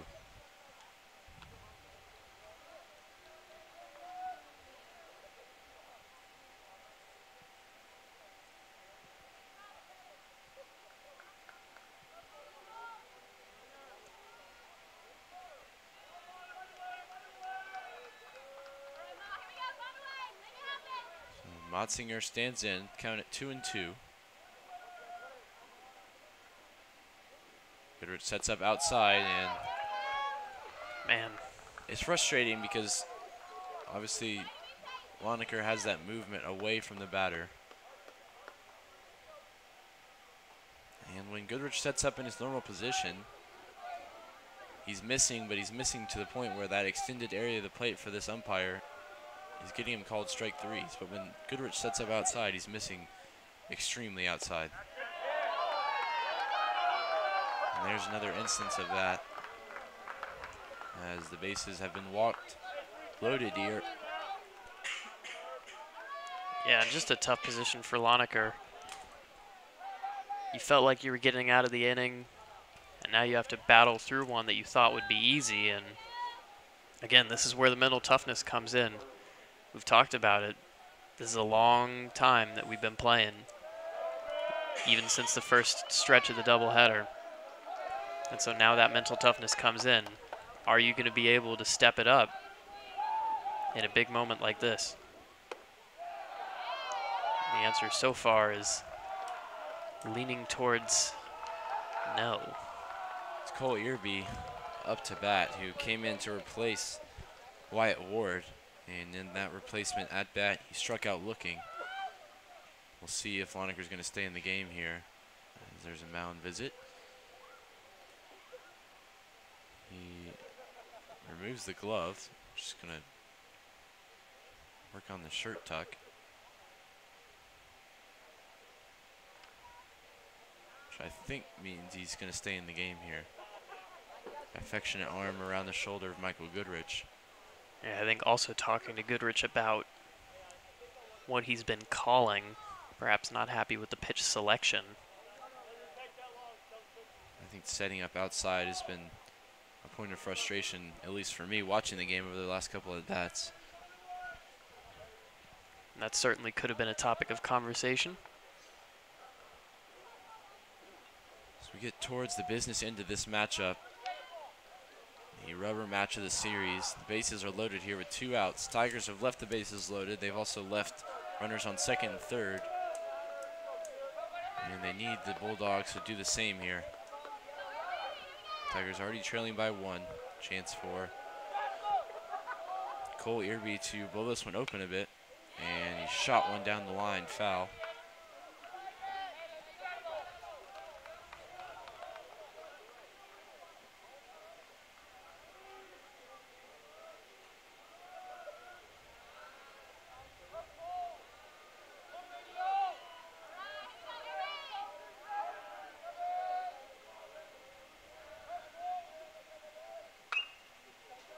That one chopped towards third, and Bender's going to try and beat his man, and he does, as it was Cauley sliding in head first to the bag to try and beat him there.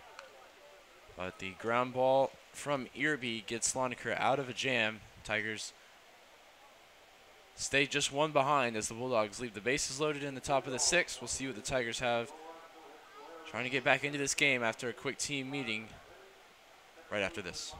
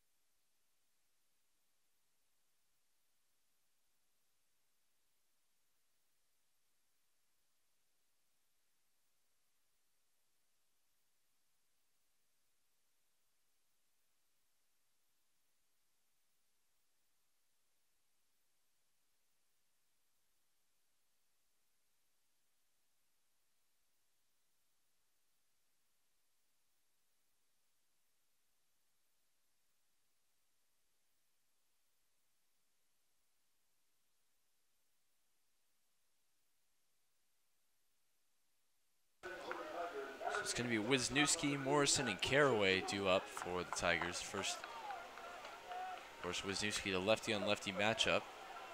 3 guys in the mold of leadoff hitters, really. Wisniewski, a better batter in my limited estimation, with the bases empty, trying to get on than he is at times, trying to drive guys in. Morrison's a guy you can rely on to get on base a couple of times every game. Caraway recently has been the same. Scored 2 runs already. Has the Tiger first baseman.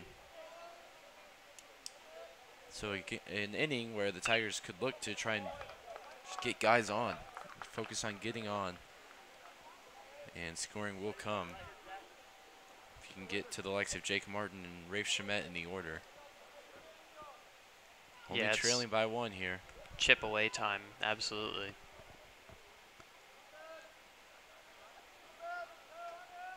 Wisniewski with the subtle wag of the bat. That one must have gone through a hole in the plate. It appeared to be right in there.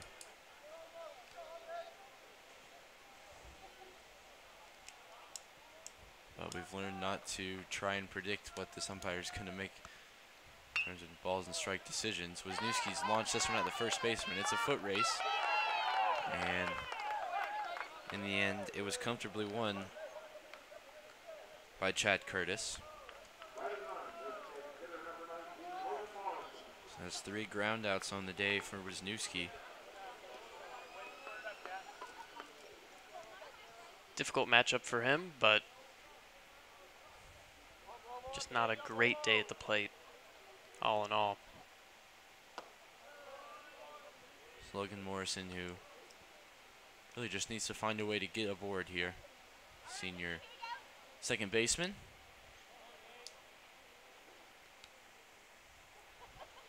Hitting as the DH in the nightcap.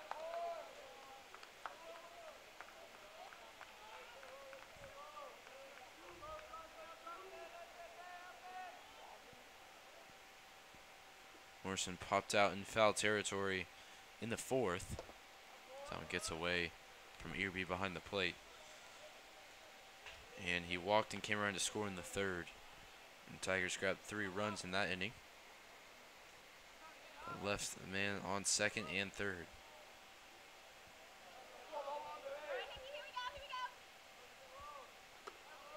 Hickey appears to maybe be a bit fatigued. Of course, he went yesterday.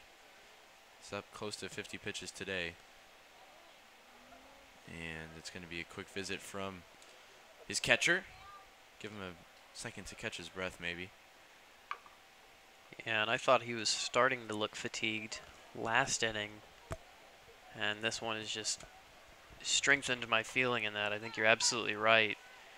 Looks like he's throwing just mostly arm right now, and these are the situations where your guy's making it through there, but he's starting to tire. Might be time to get somebody in there, but TLU has shown so far that they're willing to let their guy just go for it. That one fouled off. And count,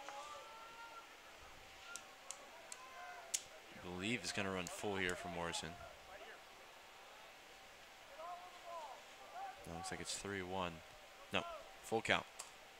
This will be the payoff pitch for Hickey. It's the Tiger senior, and he gets the bat on the ball, but he gets too much of the bat on the ball as that one's lined right at the left fielder. And there's 2 down here in the bottom of the 6th. Just continually finding fielders this whole day.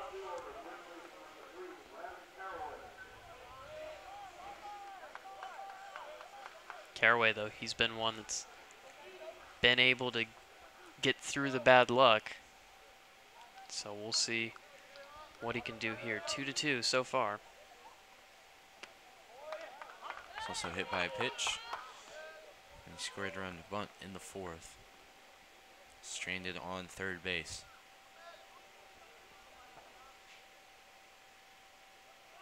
There he is, squaring around the bunt again. And he's now behind in the count, 0-2, 2 outs. Hickey's come in and he's done a really good job, you have to say.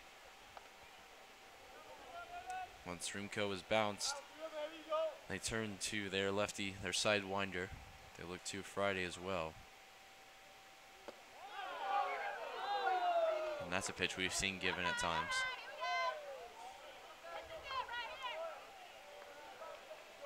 Hear the TLU traveling support in the background.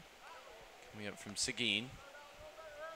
30 to 40 minutes down the road, depending on who's driving. The count now runs level for Caraway.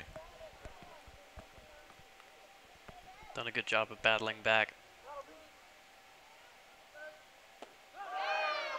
And that one was certainly in there, and Caraway will be disappointed that he didn't put at least something on that pitch. The TLU bench comes out to congratulate their pitcher, and we'll see what the bats have to offer for the Bulldogs. Coming up in the top of the 7th inning, it's Cole Earby due up with Brandt and Curtis to follow. Don't go anywhere.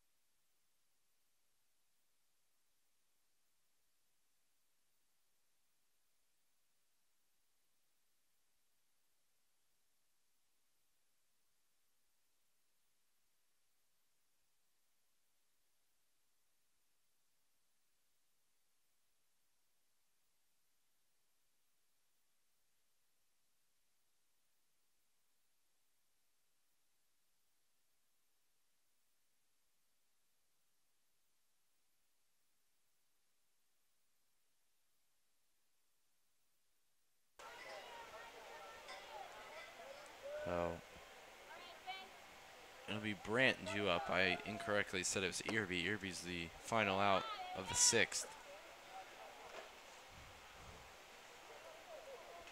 And we're talking about over break. Surprised to see Loneker maybe back out there. His pitch count about as high as it's been all season. That's another one where I feel like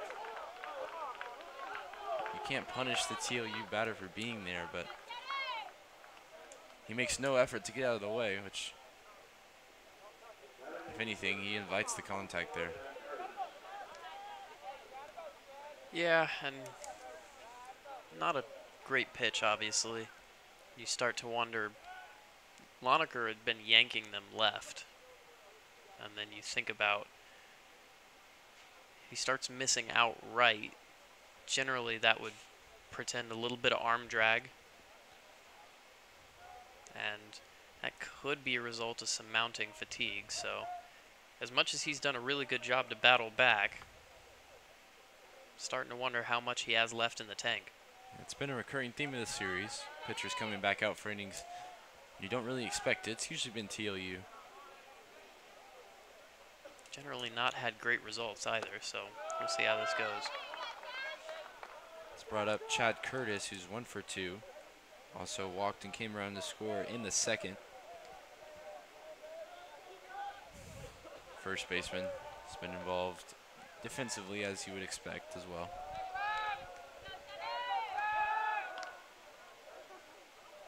Throw over to check on the man on first.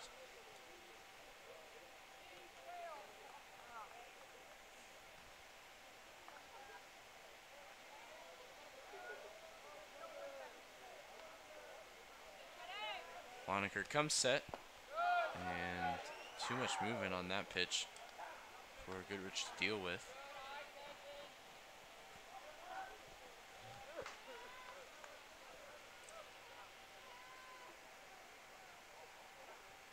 Haven't been any runs since the top of the 4th when TOU regained the lead.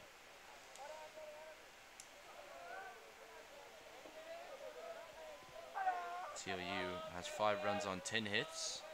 They've left 10 on base. Tigers have 4 on 6 hits, and they've left 6 on base as well. 1 error apiece. This one is going to be playable. Could be double play. Blake Johnson flips the second, and the Tigers turn 2. So the hit by pitch is erased as Loneker gets the double play ball, and his defense obliges. Get another look at the middle infielders rolling 2. Clean field from Johnson. Flip. Man, he was off the bag there. And the umpire had already turned his head, and we thank him for that. Ooh. I have to agree, Wisniewski. His back foot came up. Joe Jimenez takes a big hack at Loneker's first offering to him. It's the second double play turn by the Tigers. They got out of a bases loaded 1 out jam in the first inning with 1. And they may have put a fire out before it started with that one there. Yeah, and it looks to have given Loneker a lot of confidence back as well. Those 2 curves looked an awful like the ones that we had seen earlier in his outing. The 0-2 pitch. And he gets Jimenez on 3 strikes, so a solid inning of work from Jeff Loneker as he bounces back from hitting the first batter. Will hopefully inspire some Tiger bats here. It's going to be exactly who you want due up. Jake Martin, Rafe Shamet, Mason Meredith when we come back on the Tiger Network.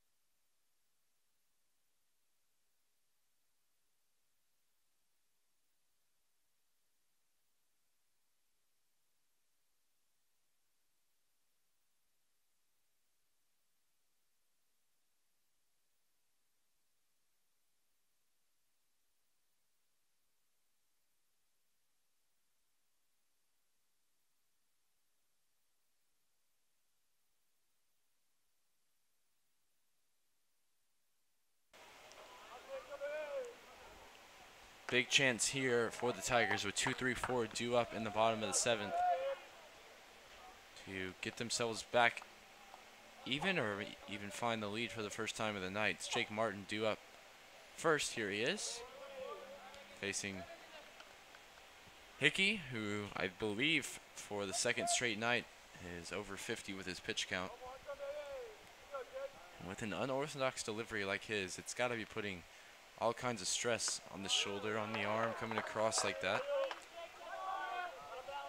But he clearly feels comfortable enough to be out there. Or his coach feels comfortable enough with him out there, either way. The 1-2 pitch is fouled off by Martin. Martin is 2 for 3, reached on an error in the first, and has singled in the third and fourth, scored in the third as well.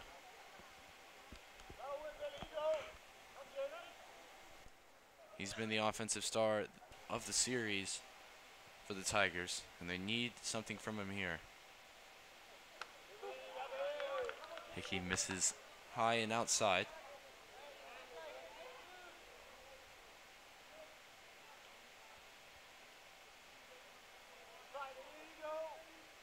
Comes set, and the sidearm delivery is low, so the count runs full. Looked like he was gutting it out those first couple of pitches, and now you can just tell he's tired.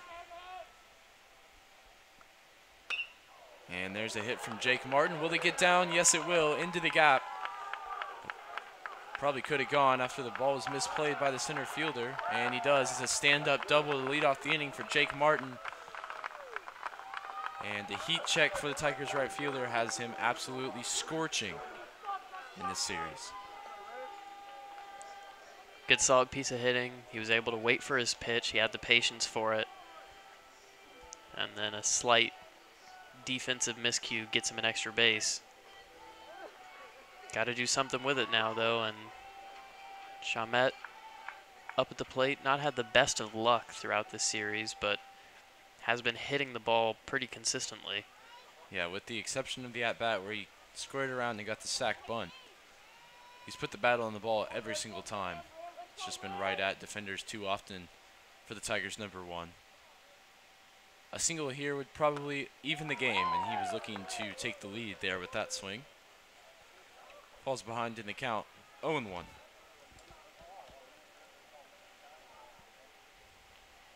Chalmette takes the signals. Can feel how consequential this game is in the overall conversation of Division III baseball across the country, if not just the SCAC. And there's another instance of Chalmette trying to lay down bunt. And it's one thing to play small ball, and it's another thing to play small ball with your best hitter at the plate. And this is the second time we've seen that from the dugout for the Tigers. It's just unconscionable. With 2 strikes here, he'll be swinging the bat, which I think is good news for Tiger fans.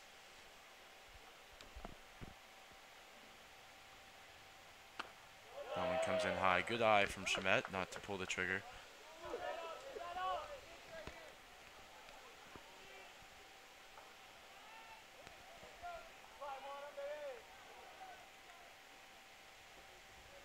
Laser focus from the Tigers left fielder. Hickey's delivery is going to be hooked foul. Chalmette stays alive.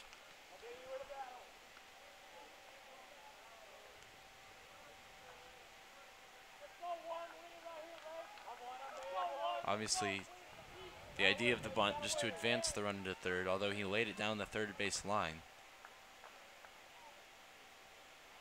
This just brings up more questions, but he's got a chance now with the bat in his hand.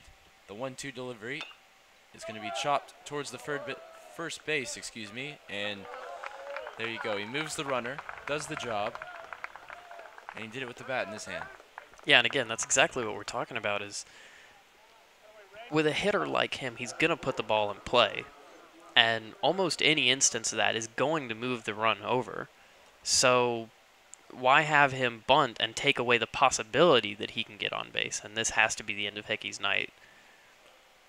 So with the runner on third, Hickey's going to leave whoever comes in for him here with a bit of a job to do. Mason Meredith at the plate. Michael Goodrich on deck. And just one down in the inning. We'll see. Looks like it's going to be number 31. We'll introduce you to him when we come back.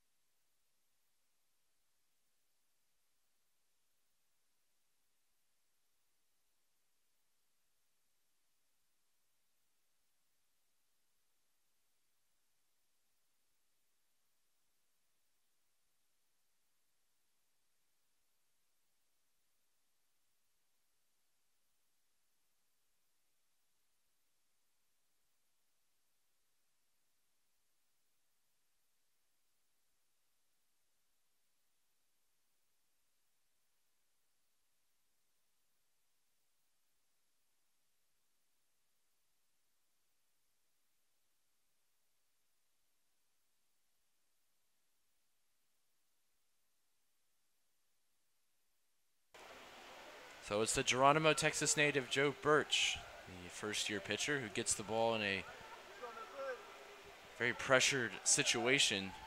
Jake Martin waiting on third, and one of the Tigers' best hitters over the course of the season, Mason Meredith, up to the plate.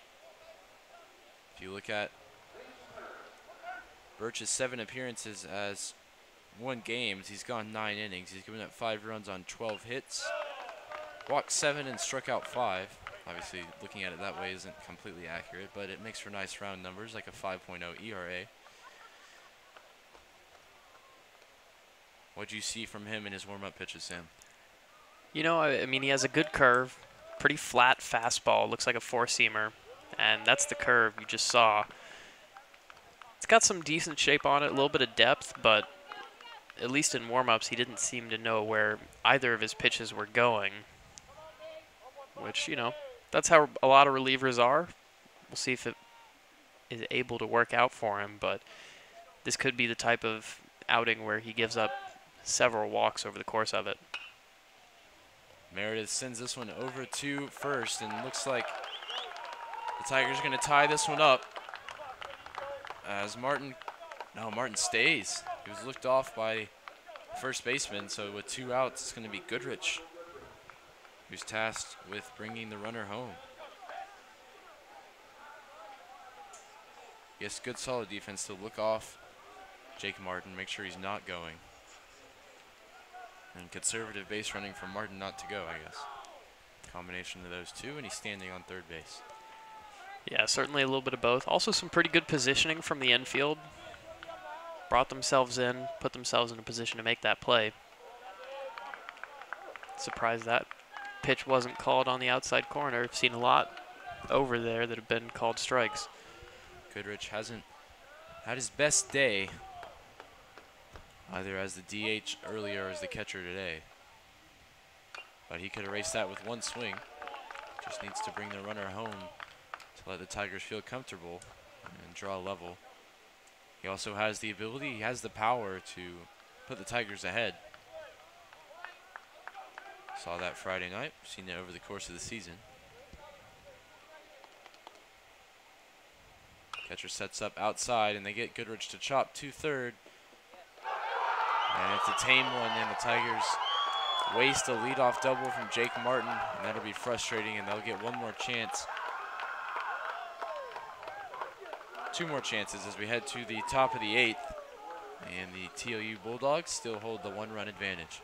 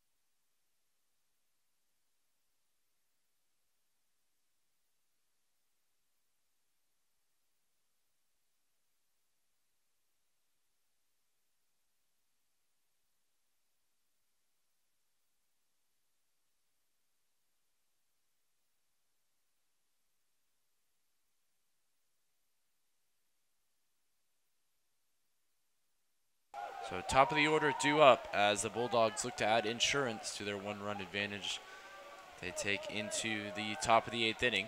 Lonergan still out there on the mound. Managed to face the minimum in the last inning. Hit the first batter, doubled him up off the bat of Chad Curtis and struck out Joe Jimenez on 3 pitches.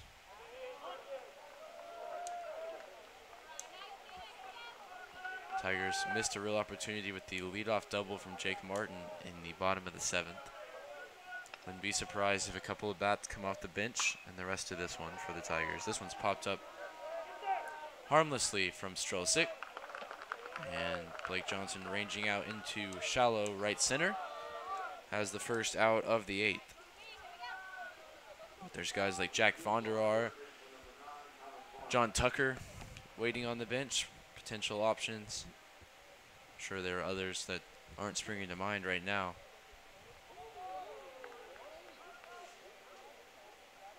This isn't only a game that has consequences in terms of SCAC ranking. Of course, Tigers coming in ranked number 1, TLU number 8 in the D3 national poll. So there's nowhere you can watch higher quality D3 baseball than right here in San Antonio at the moment.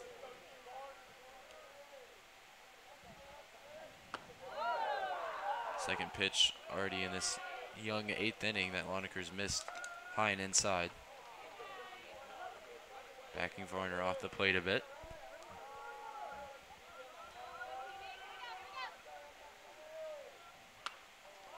Another one popped up here. This one in the infield. And the play is made for the Tigers. Brings up Gardoni. Couple of quick outs for Lonergan. Gardoni was hit by a pitch in the 6th, grounded out in the 4th, struck out in the 2nd, and doubled in his first at bat against James Natoli.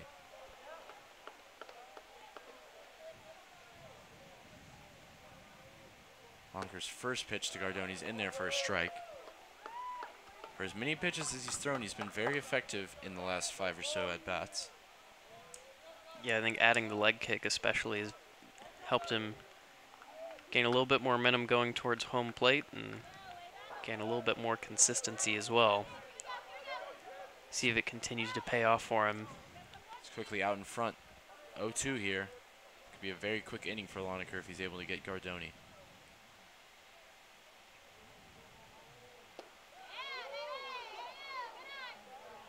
That pitch bounces in. Dangerous duo of Tyler Cawley and Colin Motzinger on deck and in the hole for the Bulldogs. The 1-2 offering is chopped without much pace. Goodrich is going to field, throw over to first, and it gets by first. And see, I think it was called a foul ball, much to the relief of Tiger faithful. Caraway was unable to come up with Goodrich's throw. We'll see where Goodrich fielded it.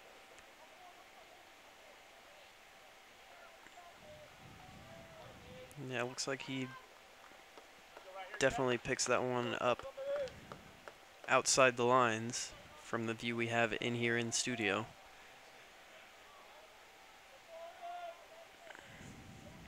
Same one you're seeing right now.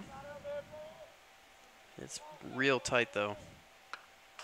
Good call from the umpire, and goes in favor of the Tigers, who instead of having a runner on second, now still have the 1-2 count on Gardoni.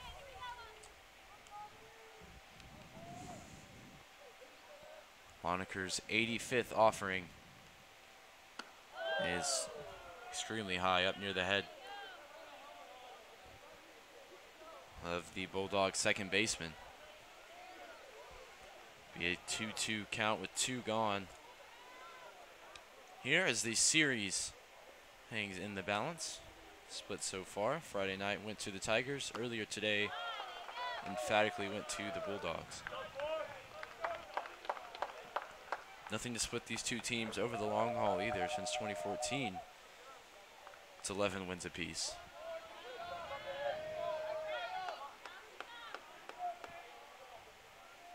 The exact situation the phrase tipping point was invented for.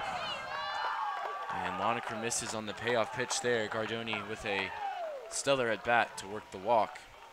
Brings up Tyler Cawley with a man on base.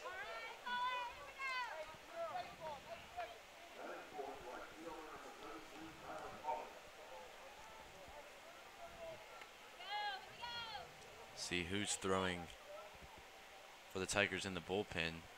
Corey Cater used yesterday to close the game out. Usually don't see him in back-to-back days, even if it's for a short inning of work. It's a big cut from Tyler Cawley. Comes up empty there. It's like he was sitting fastball, and Loneker gave him something a bit different. Might need another mound visit here just to fix the shirt tuck.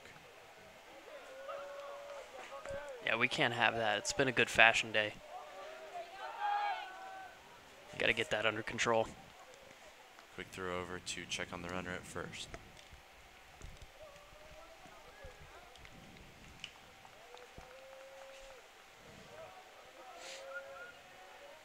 And another check. Just making sure Gardoni's not going anywhere. Not sure why he would with the lead.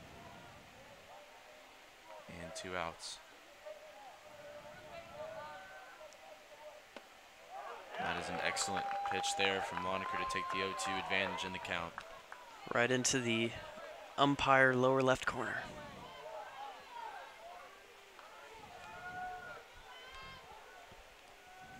That man can spin a ball. Absolutely, and the umpire loves to see it. I think he's as much a fan as we are. Wow. Big miss from Loneker that time.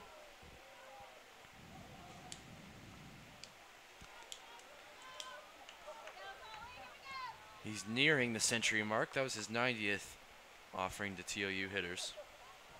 If you include, obviously, warm-up pitches, he's well past it. And Goodrich wanted to come up throwing there and didn't get the transfer right into the throwing hand. So now Loneker really needs to dial it in and try and get Tyler Cawley here. Else an outfield single may double the advantage to 6-4. That was an aggressive move by TLU, probably the first one we've seen all weekend. The 2-2 pitch. And that one is going to be roped right past Blake Johnson, who's helpless as the TOU Bulldogs reap the rewards of a bit of aggressive base running. And they double the lead at 6-4 now in San Antonio. So many factors leading up to that run coming in. Loneker had a payoff pitch against Gardoni. Then he had the 2-2 offering there. He didn't have that killer pitch that could get either one of them. And this is not the man you want to see. He's come in looking decidedly unspectacular on the stat sheet, and he's going to come out with a outstanding record after going, we counted up 3 for 3 in the night game, and 4 for 5 in the day game. 7 for 8, also reached on a hit batter. Tyler Cawley, by the way, just cannot catch a break. Dude is getting beat up. Even on the base pass, hit by the ball coming down from Goodrich there. Same place, too, right in the ribs. And that's going to be it for Jeff Loneker. He's unable to get out of the 8th. He gives up 2 runs in his outing. And just as I was saying, we probably won't see Corey Cater. Here he is. He's on the mound. He's going to take a couple of warm-up tosses, and we'll see you in a minute. It's going to be Corey Cater with 2 outs and a runner on second when we return.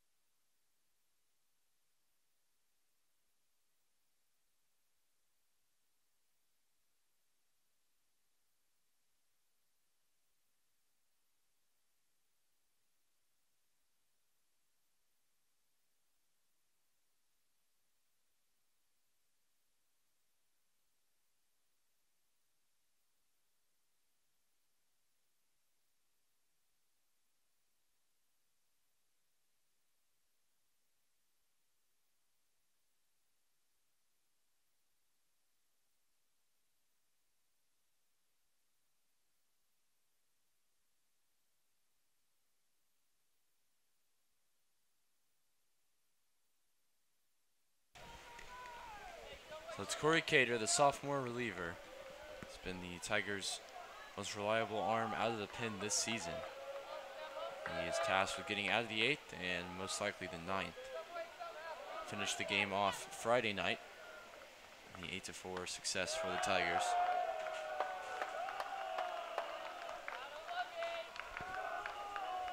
Not something that he's traditionally comfortable with, going 2 games in a row, back-to-back days. He also comes in with the 1-0 count left over from Jeff Loneker, and he's up against the best hitter of the series, Colin Motzinger. Tough spot to come into. It's a vote of confidence that they decided to go to him despite his appearance yesterday. Yeah, he just seems to be the only one capable of keeping this lineup to nothing.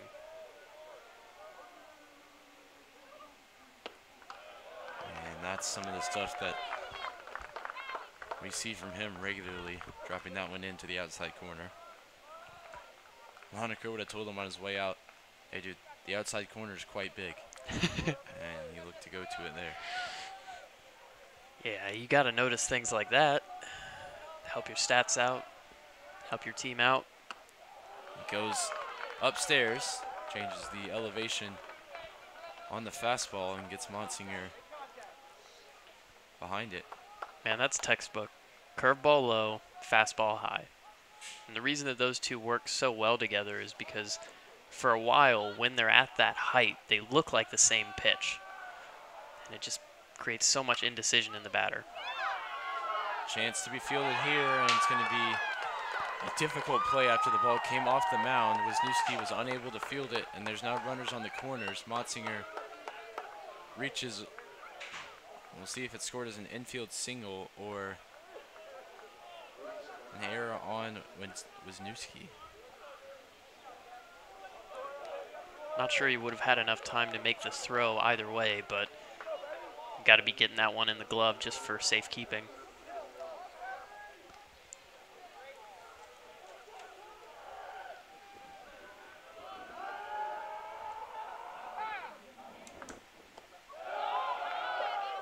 So Cole Irby, who came in to replace Wyatt Ward, and neither of them have had particularly good fortunes at the plate. And the DH spot for the Bulldogs. 0 for 4 between them with 2 strikeouts. If you're looking for a place to get out of this inning, here's your place.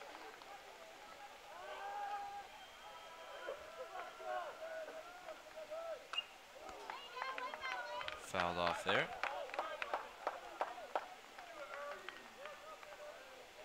Officially scored as a single for Motzinger, so that's yet another hit to add to his tally across the entirety of the series.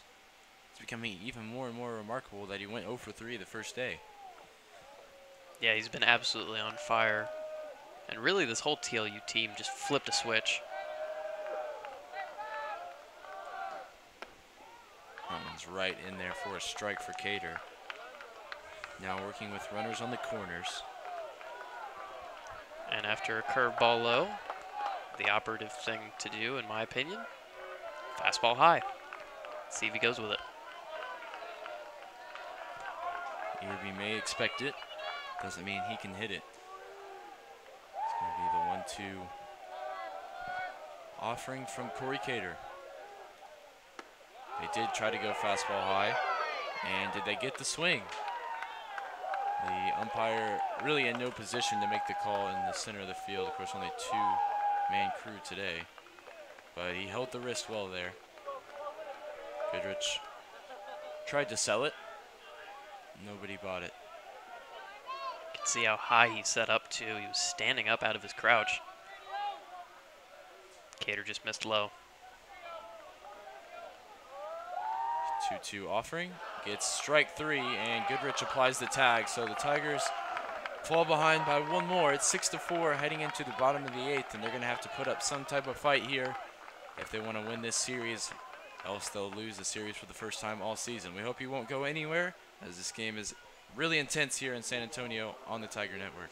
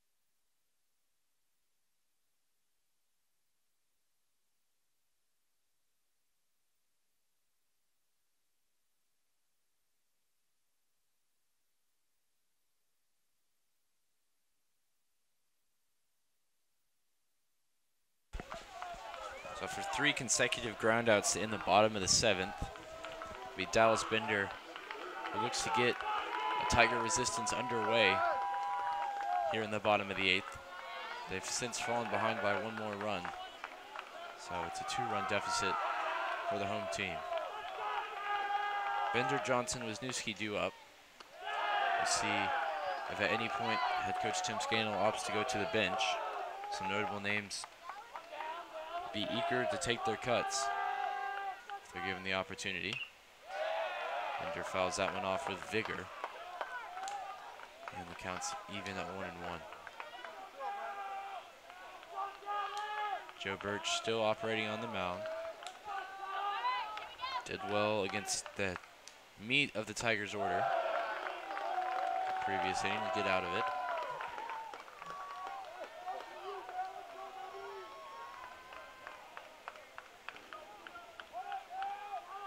And the 2-1 offering is outside. The last thing you want to do here if you're Joe Birch is allow Bender on with a free pass.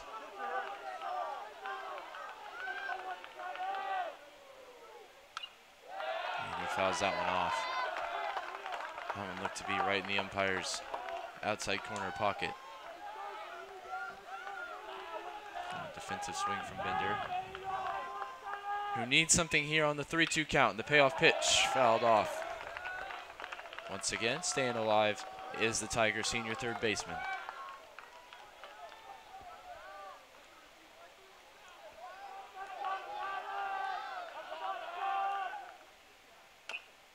That one again fouled off, this one off his leg. I can't see Birch going breaking ball here. I think this is going to be a steady diet of fastballs. It's just a matter of whether Bender can square one up or not. And he gets the tip of the bat on it. And not the most fleet of foot is Dallas Bender. And he's retired to start the bottom of the 8th.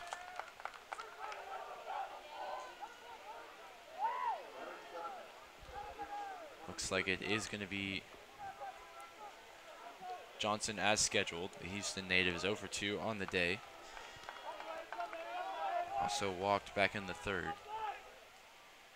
If he can get on base in any capacity here, he would assist his team in trying to get back in this one. He's behind in the count though, 0-1.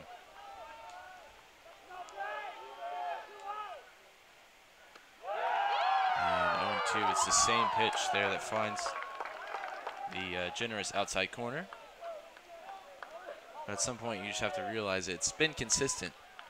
Yep. Even if it's not consistently accurate. And he does make the adjustment that time. This one's sent out into right field. A place there to be made. And it is brought in by Cauley. 2 up, 2 down, and both of them just not able to make the contact that they need. Got good pitches to hit. Bender got a steady diet of fastballs. He could basically take his pick on one. Just a difficult hitting night and hitting day. See if Wisniewski can turn it around. Difficult day for himself. He's 0 for 3. Defensively, he's been solid, turning a couple double plays. He needs to produce at the plate for his team here.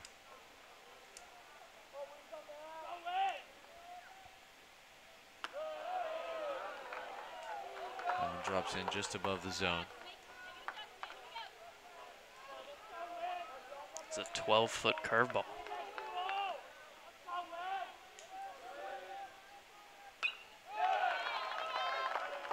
Wisniewski fouls off a pitch that was probably a foot inside.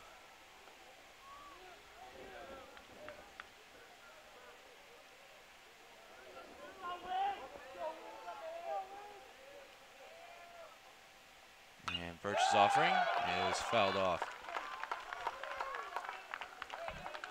Count now even at 2-2. If the Tigers can do anything here in the 8th, has to start with Jack Wisniewski, the shortstop. Birch has a pitch to play with here. I wouldn't be surprised to see a breaker, but it'd only be one of them. There it is, and it's just hardly missed. And that'll probably bring us back to the fastball. Wisniewski exhales the subtle wag of the bat, and he has popped this one out into shallow left field. Simple play to be made, and it is. So we head to the ninth. Tigers still trail by 2. Chance for the Bulldogs to add to their lead when we come back on the Tiger Network.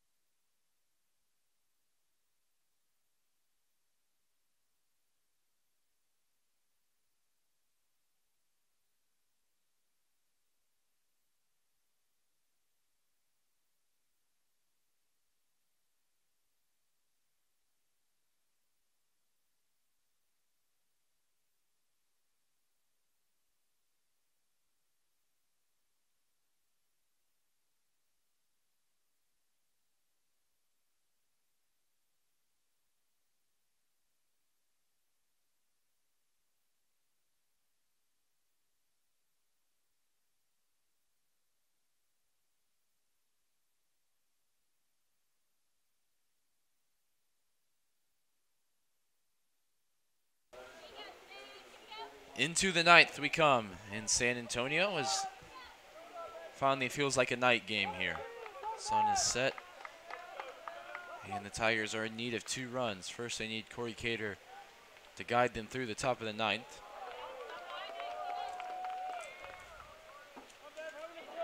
Seven, 8, 9 due up for the Bulldogs.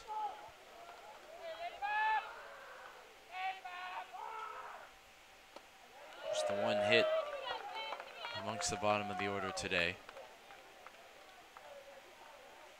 And Cater's quickly out in front, 0-2.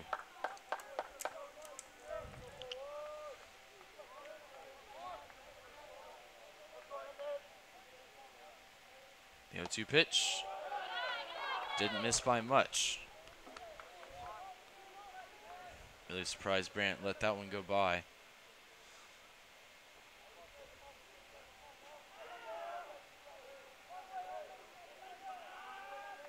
Brandt asked for time, and it's granted.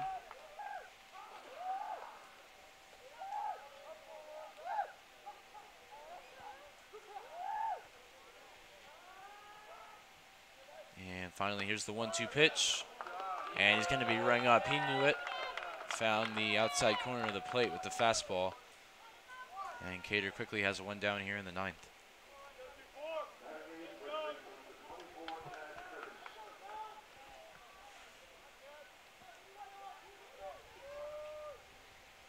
Second straight strikeout for the reliever. He's been good in this one. Mechanics look tight. He's finding his spots. Blowing the fastball by guys like Chad Curtis. He can only do so much, though. It's more or less up to the bats now. Time called again. Not sure if Curtis asked for it.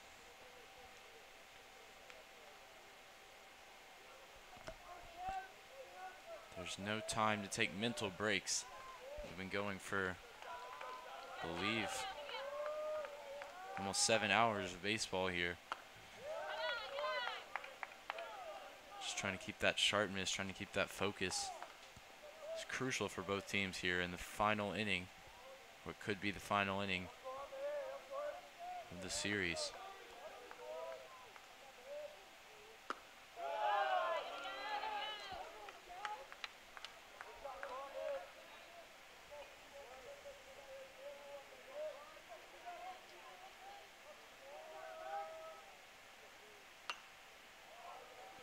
And fouled off, and the count is even at 2-2.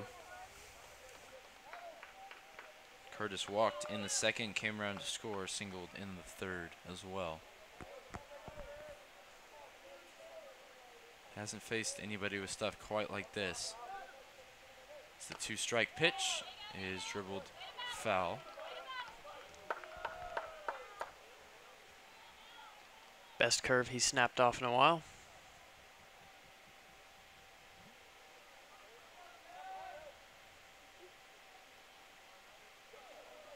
I think when a game has the weight that this one does, the importance, it can go one of two ways. It can be zipping along, you know, the intensity fuels the fire that keeps the game going quickly. And this one, it slowed the game down, and the players continuously calling for time, taking breaks, thinking it over a bit more. And there's going to be a payoff pitch here from Cater.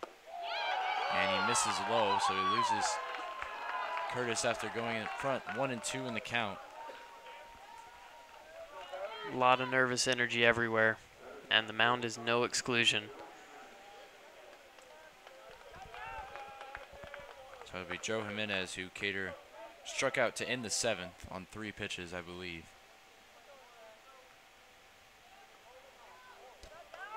Grabbed himself a double back in the second.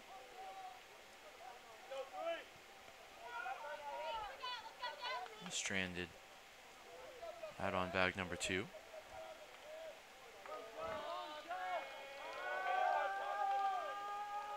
Freshman shortstop sees the first offering. Again low.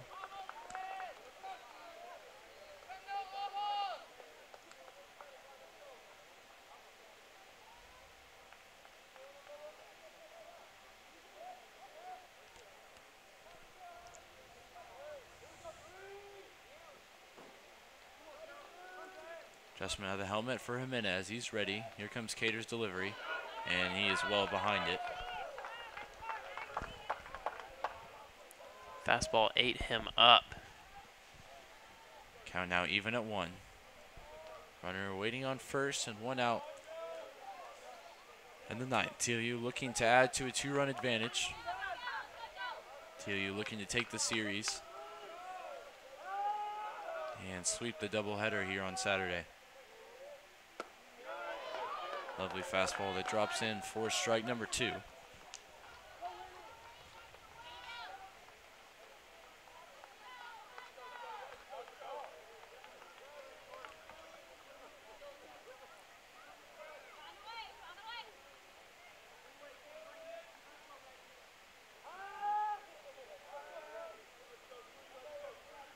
Here is the 2-strike delivery from Cater. Goodrich stood up looking for the high fastball. Cater missed slightly low, and Jimenez fouled it off.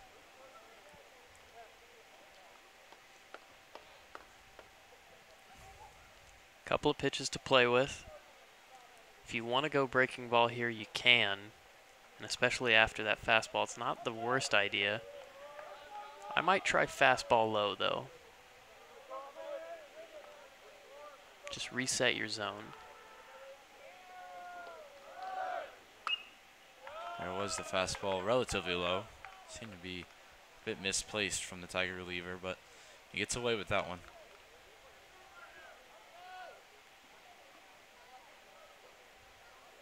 Keeps the count about where it is. And now you have a similar dilemma facing you with this next pitch. So much time in between pitches, so many talking points already exhausted here. So we've been going for just about 7 hours, as well as last night's affair in which Trinity came out on top. And there's a big strikeout for Corey Cater as he gets Jimenez to chase. And he is 1 out away from getting the Tigers an opportunity with the 2-run deficit in the bottom of the inning. And that's a beautiful execution of that pitch, and exactly what I mean when I say resetting the zone. Just gives you so many more options. Needs 1 more out. He's got to face the man we've referred to as the Blade Runner all series, Blade Strelsick. Struggled a little bit against velocity as the season has wore on, but it's been a really impressive breaking ball hitter. Certainly one not only for the future, but for the present for this Bulldog program. Getting the nod in the leadoff role in the nightcap today. That one drops exactly where Cater wanted to put it. Steal was also put on there for the Bulldogs. Curtis advances to second.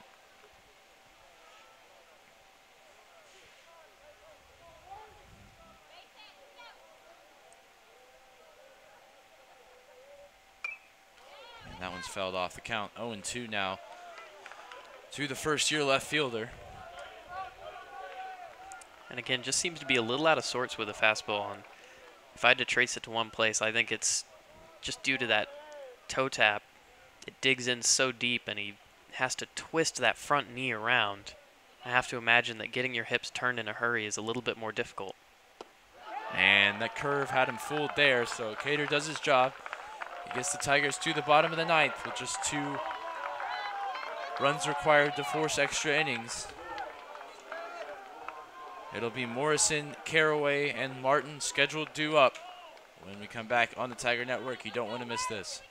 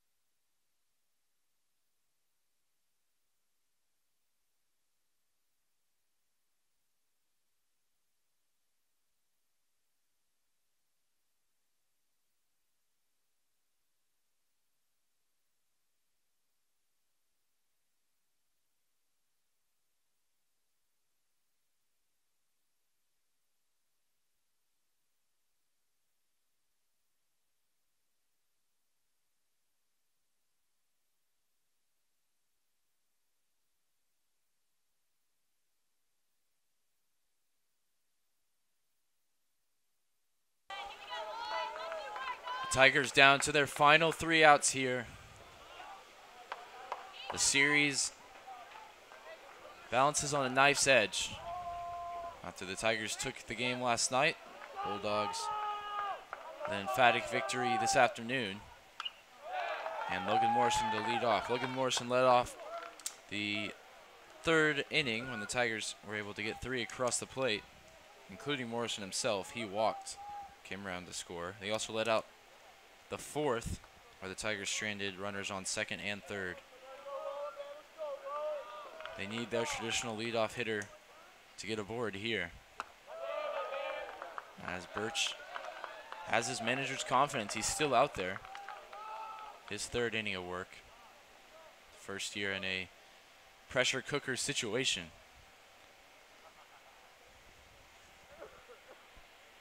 Believe he would go for a save if he finished this off for the Bulldogs.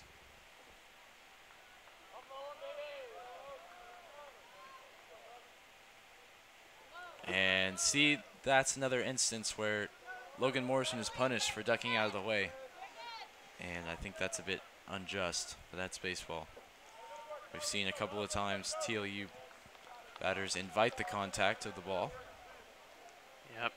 I think that's the 2nd time that Morrison himself ducked out of the way. Some people think it's a skill, you know, but I think really what it is just 2 words. It's gamesmanship. And it's also baseball weird. 3-1 pitch is sent down the foul line, so it's going to be a full count for the Tigers senior. They need something here to get them going in the bottom of the 9th. Haven't scored since that 3rd inning. And the appeal down says that Morrison did not go around. The umpire was well positioned there to make the call. We'll see if he got it right. Either way, Morrison on first, and that is a hairline call. Can't quite make it. That is as close as it gets. Either way, Morrison leads off with a walk. Last time this happened, the Tigers scored 3. They score 3, they walk off here. Brandon Caraway. First pitch swinging. And he pops out to second base.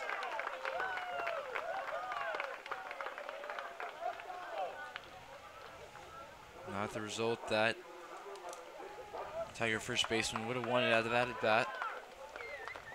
The Tigers love to see Jake Martin stepping in here. He's 3 for 4 today. He's having a mammoth series. A shot over the fence would even this one up. Rafe Schmidt waits on deck. And that one was right in there from Joe Birch. I think you have to be patient, though, and wait for your pitch. Birch doesn't have the greatest command, as he showed in the walk. If it's not your pitch, don't take it.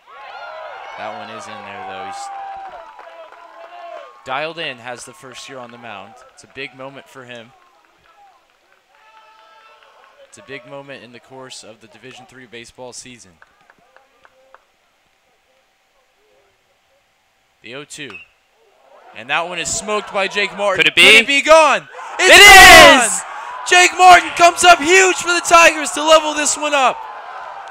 His second home run of the series. Who else? Who else?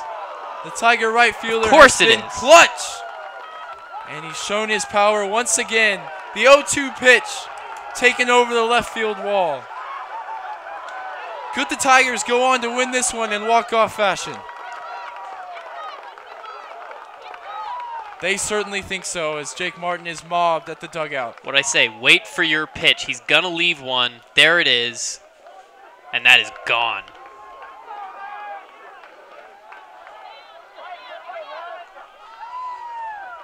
And look who it is, Rafe Schmidt. With one out, the Tigers need one run. There's life interjected into this team. Their best hitter over the last 2 seasons is at the plate. And he's ahead in the count 2-0. And Birch looks rattled right now. Absolutely. The first year has just given up an absolute massive home run. Not necessarily in distance, but in magnitude, in importance. And it looks like that's all that she wrote for Joe Birch. He goes over 3 innings. And he's done extremely well, and then he's left one pitch over the plate for Jake Martin, and that's something that you can't do in this type of form for the Tiger right fielder. It doesn't get more clutch than that from him.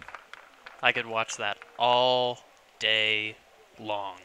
We'll take a quick break, and we'll introduce you to the new pitcher for the Bulldogs. Don't go anywhere on the Tiger Network. This one hangs in the balance.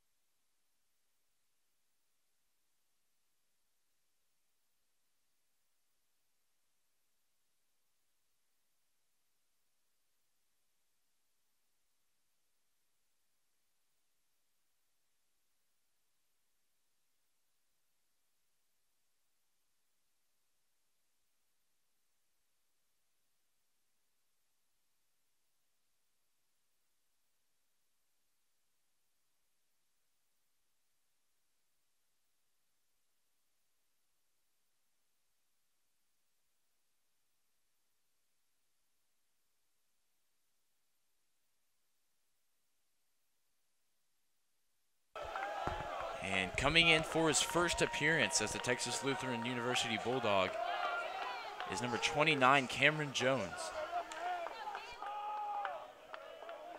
He's down 2-0 in the count to Rafe Shamet. Rafe Shamet gets a look at his first offering, and it's 3-0.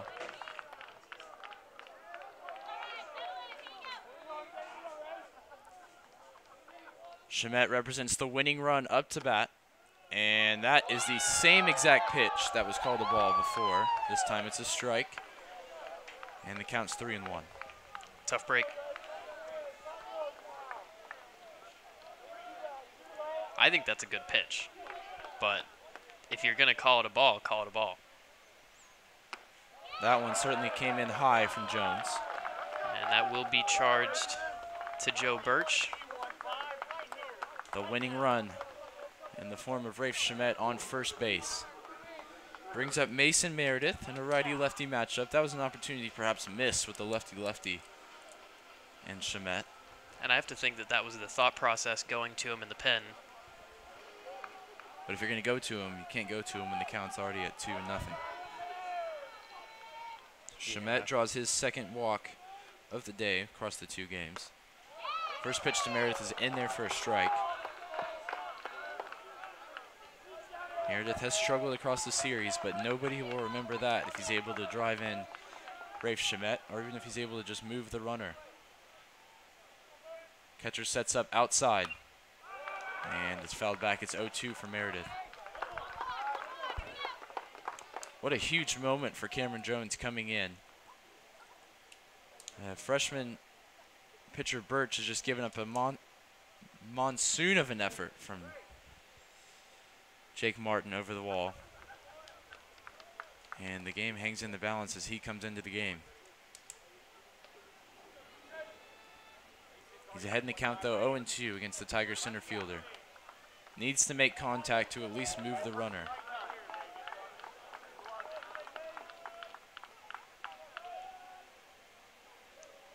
Again, the setup outside. And again, Mason Meredith fouls it off.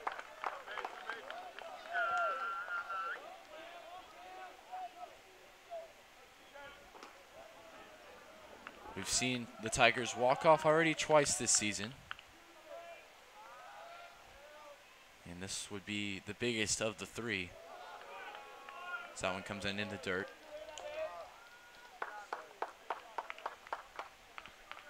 Pretty languid breaker. Goodrich waits on deck. He's 0 for 4.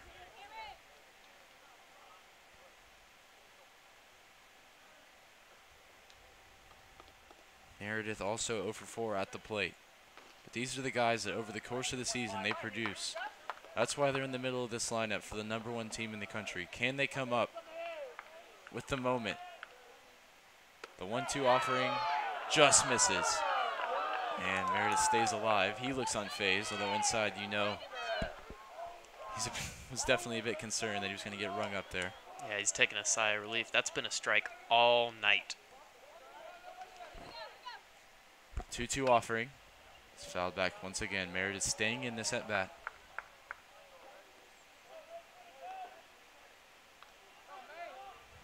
Those sat in the Tiger dugout on the edge of their seats, majority standing in anticipation.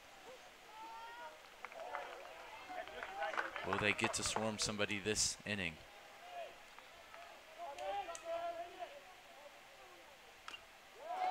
Man, another one fouled back. This is such a tight at bat. It's been a party atmosphere in the TLU dugout all day, and now you can cut the tension with a knife. As Meredith digs in again with the 2-2 count. High, and looks like Shamet's going, and the throw's behind him. So the runner advances, and now the pressure's a bit off the shoulders of Meredith. Force out at second is off. It's a big steal from the Tigers' left fielder. Payoff pitch will come with Rafe Shamet stationed at second base. I love that call. I really do. We saw it pay dividends for TLU when they ran their guy, and he came around to score on the next pitch. could it be for the home team?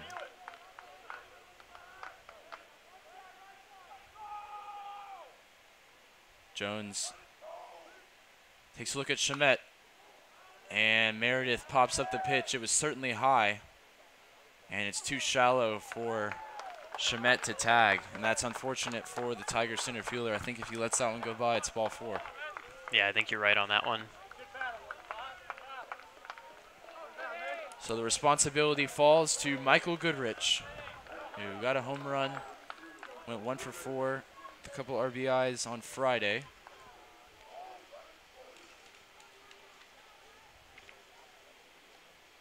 Earlier today, scored a run and walked, as well as grabbed a single in the 7th inning.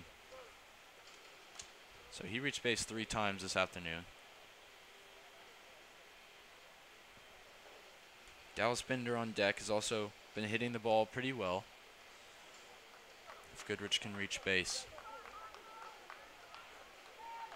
Tigers backing the guys they have in the lineup, haven't gone to their bench yet. And you see the stats besides the 0 for 4 today, and you understand why. Goodrich, consistently a quality hitter for this team. His 20th RBI would be, without a doubt, the biggest if he can bring Rafe Shamet in from second base.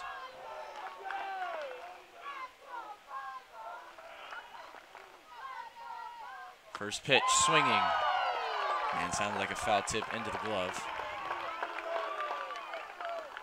He was thinking parking lot there for sure. Pitch ran in on the hands. Good first offering from Cameron Jones. He's dealt with this difficult situation incredibly well thus far. He's out in front of Goodrich. Second offering to the Tigers catcher, and it's the same result. Goodrich swings through it.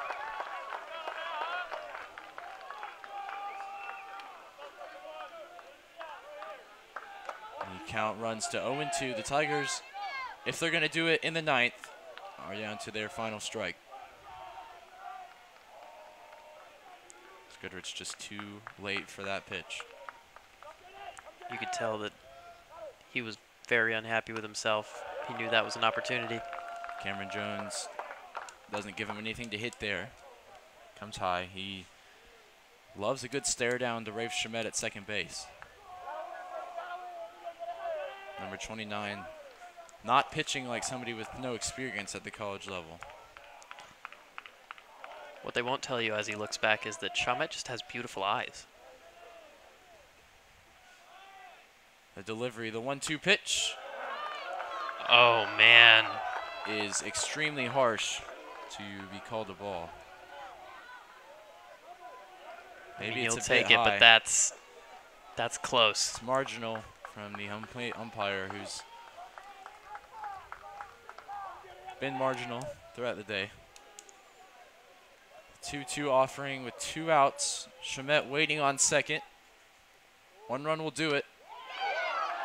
And if the first one wasn't a strike, that one wasn't either. It's consistent, even if it's not necessarily precise. Slightly outside.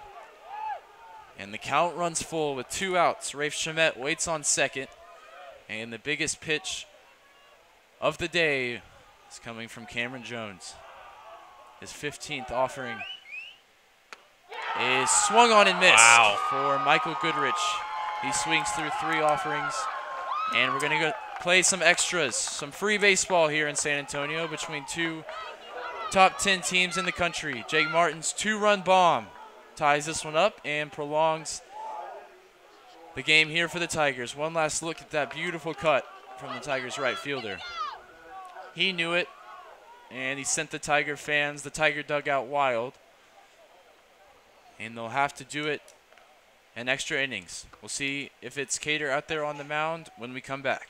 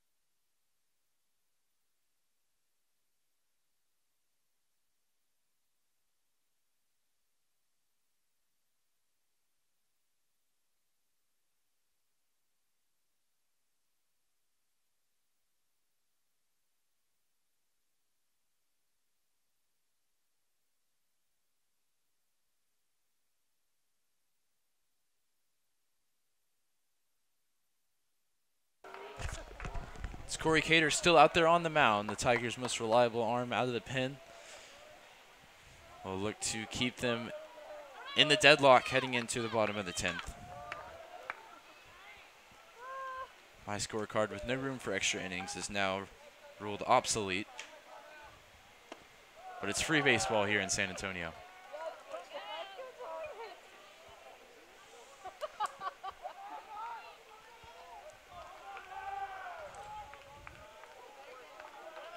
Varner grabbed a couple of singles so far. Came around to score in the first.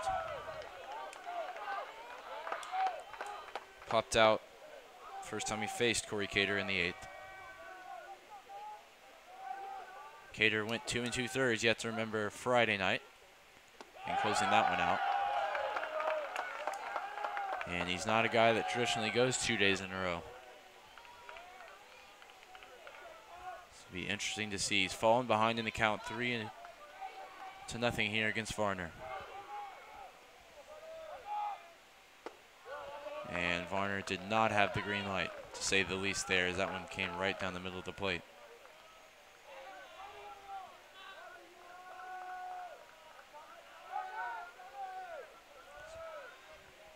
Six to 6 ball game after the Jake Martin 2-run shot tied it up in the bottom of the 9th.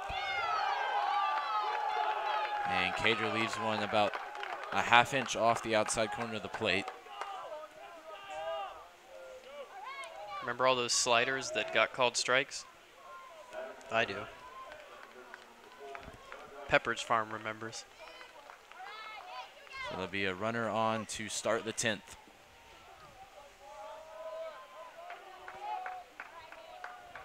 Gardoni stands in. He started off with a double in the first and scored after walking in the 8th. I don't think this at-bat ends in meaningful contact one way or another. There's a bunt up the middle. Play could be made at second. And that is extremely disappointing, as the bunt was a very poor one right back up to Cater. He had all kinds of time relatively to make the throw to second. And instead of getting the lead runner, instead of getting an out, it's 2 on with nobody gone here in the 10th. I mean, barring that, that's not meaningful contact. But that's just, yeah, that's just difficult. Low conference on the mound now. Playing defense for a pitcher, very particular skill. You're used to making one single throw over and over and over. And you have to spin around and hit your second baseman in the chest. Sometimes easier said than done. For Cater now, he's got himself into a jam. He has the ability to work out of it. And this man has the ability to put the game firmly into the hands of the Bulldogs. It's Tyler Cawley. Runners on first and second, nobody out. Tigers opted with their best hitter up, Rafe Shamet, multiple times to lay down the sack bunt. We'll see what the strategy is here for the Bulldogs.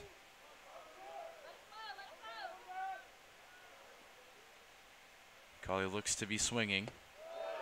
Instead, he watches that one go by. Count starts at 0-1.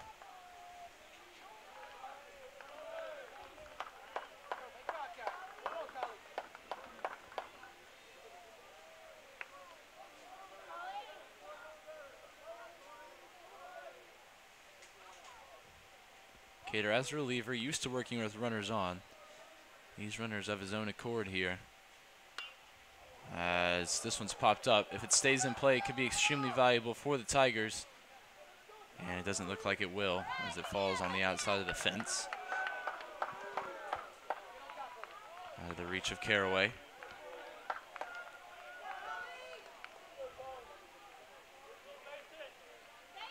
Cawley's down in the count here, 0-2. What do you think Cater's looking for here? I think this is fastball. He steps off. He's going to think about it. Oh, change of sign.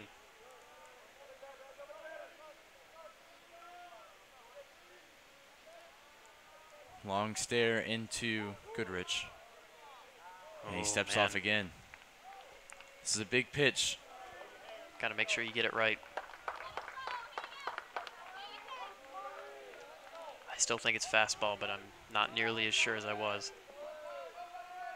Bit of indecisiveness between the battery mates here. And Goodrich struggling to read the signs from the dugout, maybe. He's got that football-like wristband to interpret the hand motions from the bench.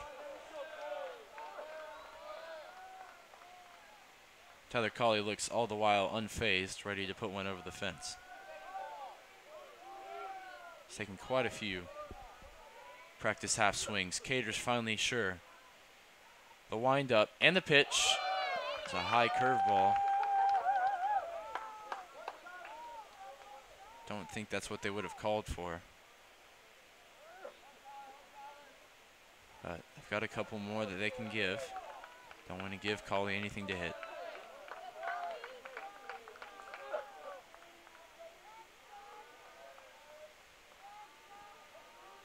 The 1-2.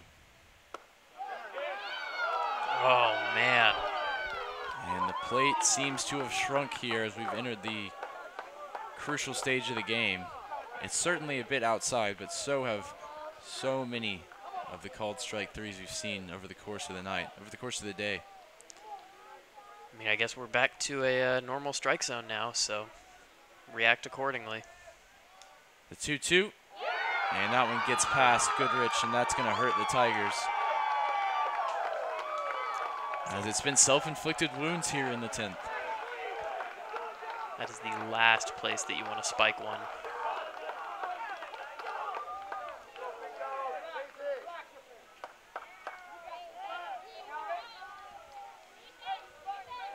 If you're Goodrich there, you just got to get in front of that one with your chest, because you have no chance at it with the glove, but you might be able to block it with your body.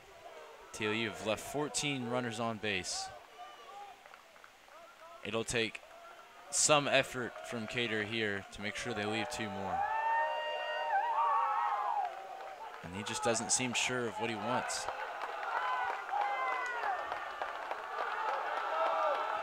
Pick something, be confident with it, stick with it, execute it.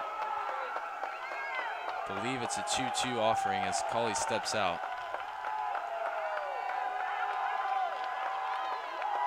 And Goodrich and Cater are going to make the call with the help of the pitching coach.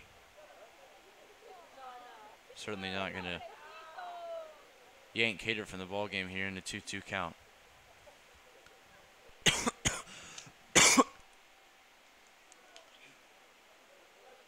Looks like just a discussion about what the plan is for this batter, maybe the next one as well. All about just having confidence in your stuff. Cater is such a good pitcher. You know the fatigue is starting to set in. He pitched yesterday, he's pitching today, he's already up at 41 pitches. But at a certain point, you know you're a good pitcher, you line up for it, and you throw it. Here's the 2-2, and it comes inside. I believe it was the 2-2. Did it hit him? If it did, that's extremely soft. But it's the rule that I've continuously claimed is unjust. He's leaned into that. If that hit him, I don't think it hit him at all. Atrocious. I It may didn't see have that touch grazed him. the jersey. No. No, it didn't. And there's been an injustice there as the bases are loaded with nobody out. And guess who? It's Motzinger at the plate. The last person you want to see if you're part of the Trinity faithful. 4 for 4 today. 9 for 10 on the day. And he needs one more hit. Wait, was that a strike? It's guesswork at this point. They called that a strike. Okay. So the 0-1 delivery as Goodrich sets up outside is going to be 0-2. We've seen Motzinger hit with 2 strikes. If Cater can get him, then the double play would get him out of the inning. Tigers may even trade the run if they can't get the force out at home for a double play. Sets out side once again is Goodrich, and the plate has indeed shrunk. It's confirmed now. That's 3 times the umpires had the option of ringing somebody up. Doesn't want to make it about him anymore. And I mean, you're right, that's clearly outside, but that's been a strike all night, and I think that's probably what head coach Tim Scannell is coming out to say. You could hear the Trinity fans behind home plate and what they thought of that one as well. The encouragement coming from the Tiger bench for Corey Cater on the mound. It's got to be a lonely job here. Bases loaded, no outs. A 1-2 count against the best hitter across the series. And it gets past Goodrich. And it's just so disappointing for the Tigers. They haven't made the Bulldogs beat them here in the 10th. They've done it themselves. That one comes off the plate. Are we seeing signs of fatigue from Cater? He doesn't go this long in games normally, and he's gone already once yesterday. Yeah, I think that that's exactly what it is. And I mean, could Goodrich have done a little bit better and blocked that one? Yeah, but you just can't spike one there. So the Bulldogs have taken the lead, and there's the strike 3. So Motzinger, for the first time in the night, doesn't get a hit, but the run comes across, and that makes it all the more painful as Cole Irby, who's 0 for 3, comes to the plate. It wasn't impossible that if you got that strike 3 with this DH spot coming up for TLU, that they could get out of the inning with the game still even. You see Goodrich stepping up here, giving a message to his infield.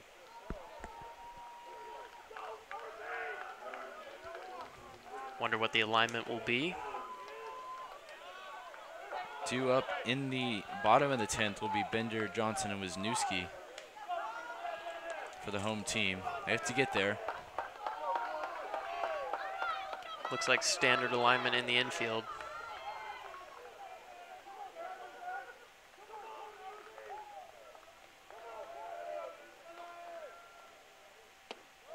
First pitch is in there for a strike. Good curveball from Cater.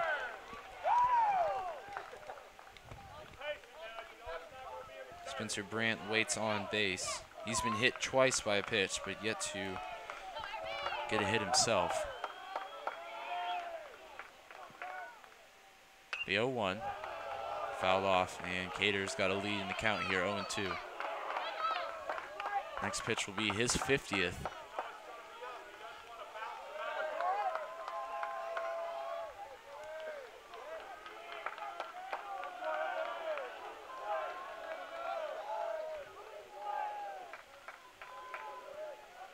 Irby stands in, runners on second and third. They go high, and Irby sends it out into the outfield, and it drops in front of Jake Martin. Nothing he could do about it. He was on the full sprint, and the Texas Lutheran Bulldogs add one more run on the 0-2 pitch.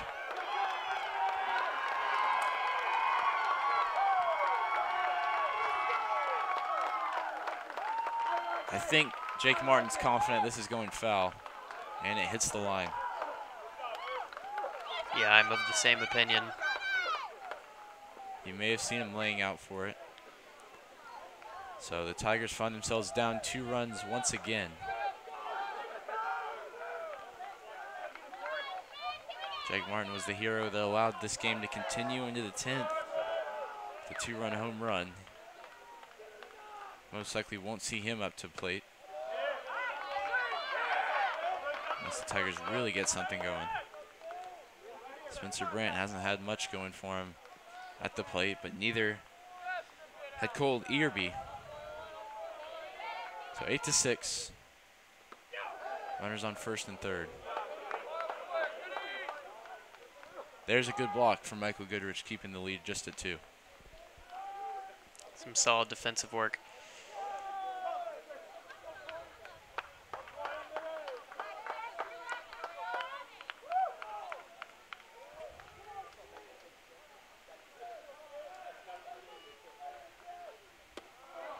And a big swing and a miss for Brandt. He's behind in the count 1-2 with runners on the corners. 2 gone here in the top of the 10th. TLU's regained the lead 8-6 after some sloppy errors from the Tigers. You know, the focus aspect that we've been talking about. We've played even longer than expected now into the 10th inning after a full day, a doubleheader.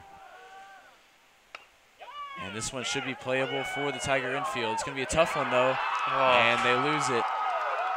As Blake Johnson coming in, was in between 2 minds. Should he use the glove? Should he go bare hand? And it allows the 3rd run of the inning to come across. It's 9-6 here in San Antonio. I mean, you said it right before, mental toughness. That's all mental. It's a play that he probably easily makes in the 3rd inning. But we've been playing baseball now for over 7 hours. That one hurt for Chad Curtis. Yeah, this rockets off of his ankle. He'll take his time, and rightfully so, to get back in the batter's box. So it's going to have to be some Tiger rally in the bottom of the inning. We've seen them fight back multiple times. They haven't had the lead at all in either of the games today. They've drawn level a couple times here in the nightcap.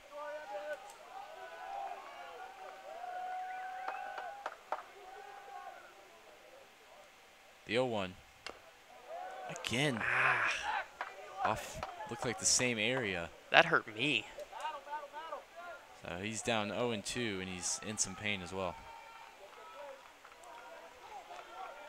Same exact spot. Same pitch from Cater as well, same result. See what he goes with on the 0-2 delivery here. He's nearing 60 pitches in relief. Goodrich stands up, and this one is shot into the Tiger dugout. People diving out of the way.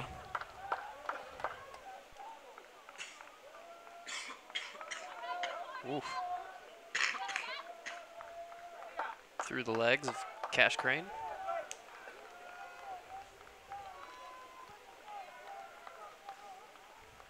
Another 0-2 delivery for Cater. Got to be curveball. Curtis has not shown an ability to hit it. They go fastball, and I'm sorry, but where was that pitch? I looked for the life of me like it caught the outside corner of the plate. Yeah, it's a tight one. Goodrich letting the umpire know what he thought about it. Got a second opportunity here, though. Get a swing and a miss on the curve after you've set him up with the fastball. There it is, and it's popped up Should be into easy. center field. Meredith comes across, and he makes the play. The damage is done for the Bulldogs, who regain the lead 9-6. The Tigers are going to take a mammoth rally here in the bottom of the 10th to keep this game alive, or perhaps to end it. We'll be right back with you on the Tiger Network with the bottom of the 10th.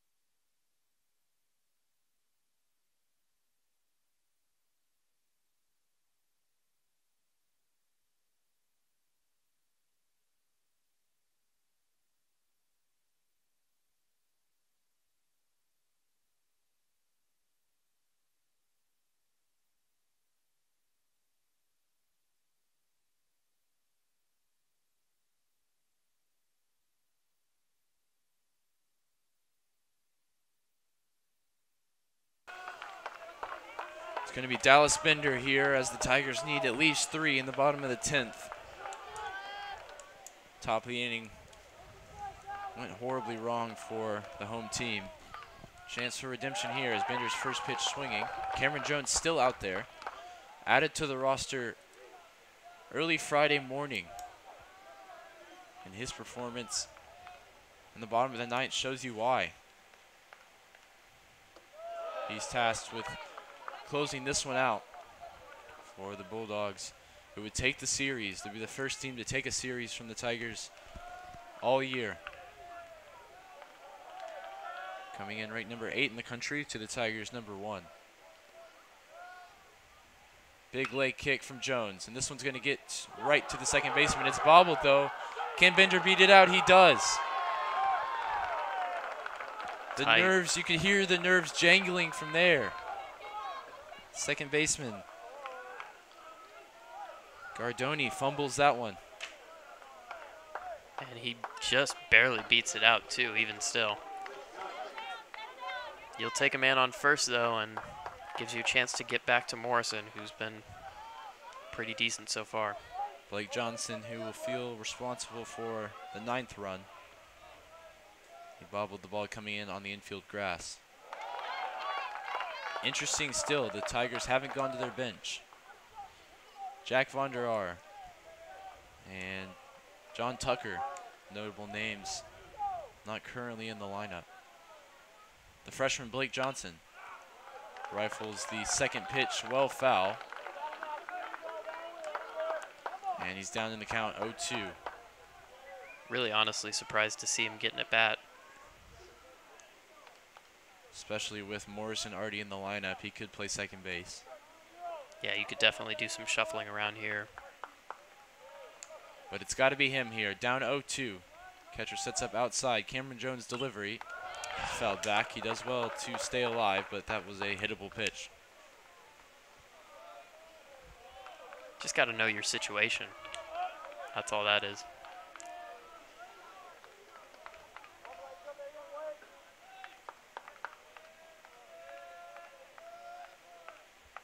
Another 0-2 delivery is a loopy curveball, and if anyone except Dallas Bender stands on first, he's probably standing on second now.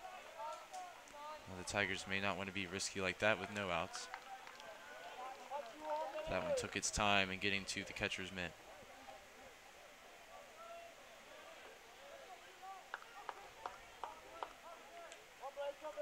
Been curveball heavy late in the count. That one's a fastball, and it's teed up by Blake Johnson. Going back is the center fielder, and he's going to bring it in. Probably 5 or so yards from giving the Tigers some real hope. And we'll see what Wisniewski can do with Bender on first. Still, the Tigers don't go to the bench. Great contact, but still just straightaway center right at a defender. Also not sure about Wisniewski taking this one. Seems like several times in this game, Tigers just have not been aggressive with their decisions, and you know, I don't want to question them too much. They're in a difficult spot, but I think this is one of the ones you could have switched up. This one gets out of play for Wisniewski. But he's behind in the count again. The Tigers need to string some hits together. Morrison waits on deck, which is a good thing if you're a Tiger fan. Means the top of the order is around the corner. Already got one out. Down behind in this count with Wisniewski. And that one's in there as well.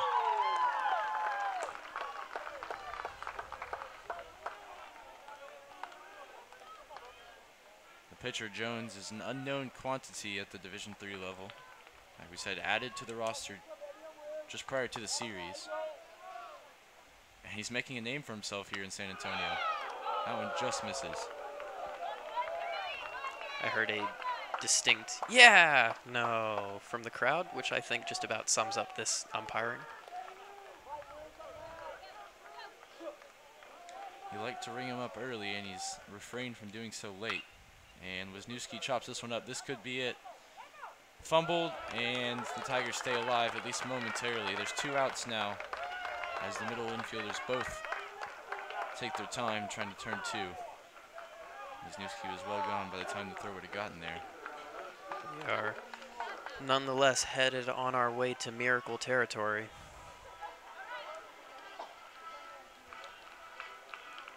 The Rocky music comes on in the background as Logan Morrison stands in. He walked his last time up and was badgered in by the big Jake Martin home run.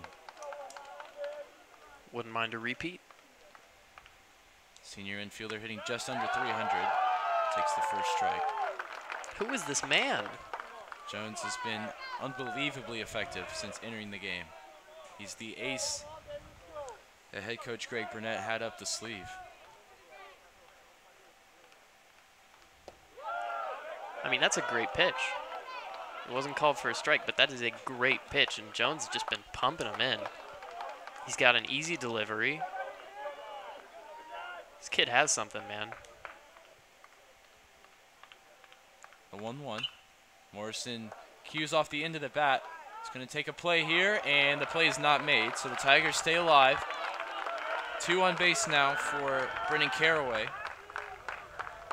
A couple of defensive miscues, questionable opportunities missed for TOU. They could have been out of this one already. Instead, the tying run is at the plate in the form of a pinch hitter.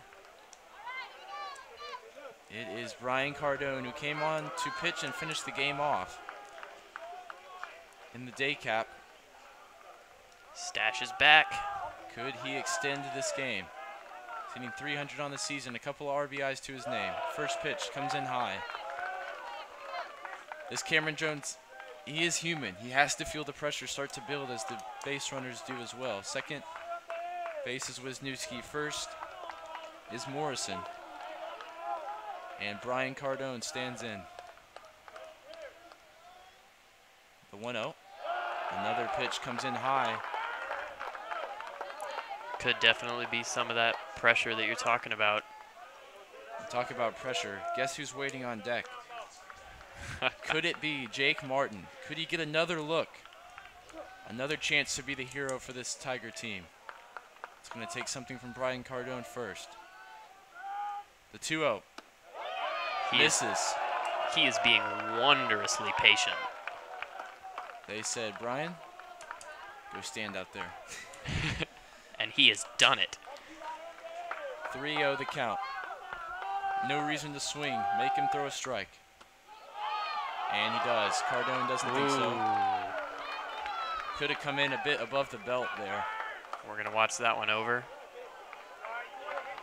It's tight. There's been a couple of tight calls. I think 3-1's appropriate for the count overall, maybe not for that pitch.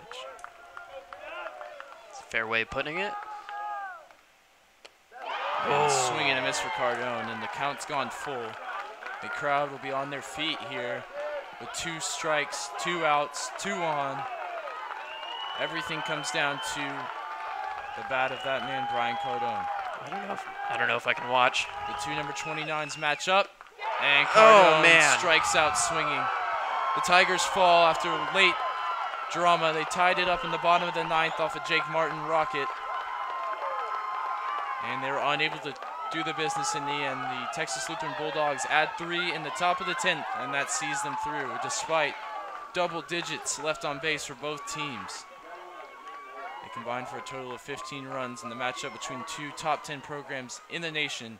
Sam, we've been in for a real treat. Quality baseball across the weekend. Yeah, it's been incredible to watch, and if you're a Trinity fan, that's not how you wanted it to end it, but talk about drama. It had everything. Martin home run to take it to extras. The top of the inning with some miscues. And guess who? The player of the game for me, Cameron Jones, coming in, not having pitched.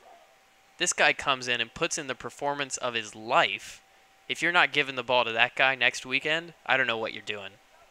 Absolutely. The unknown quantity coming into this one, added to the roster on Friday. Closes it out for the Bulldogs with 2 on. Strikes out Brian Cardone, swinging. Final line score, 9 runs for TLU on 13 hits, 2 errors, 14 left on base. For the home Trinity Tigers, 6 runs, 9 hits, 3 errors, and 10 left on base. They'll feel disappointed to drop their first series of the season, but they know it's against a top quality baseball program in the Bulldogs. The Tigers fall to 17-5 on the season, and the Bulldogs rise to 15-6 after sweeping the doubleheader.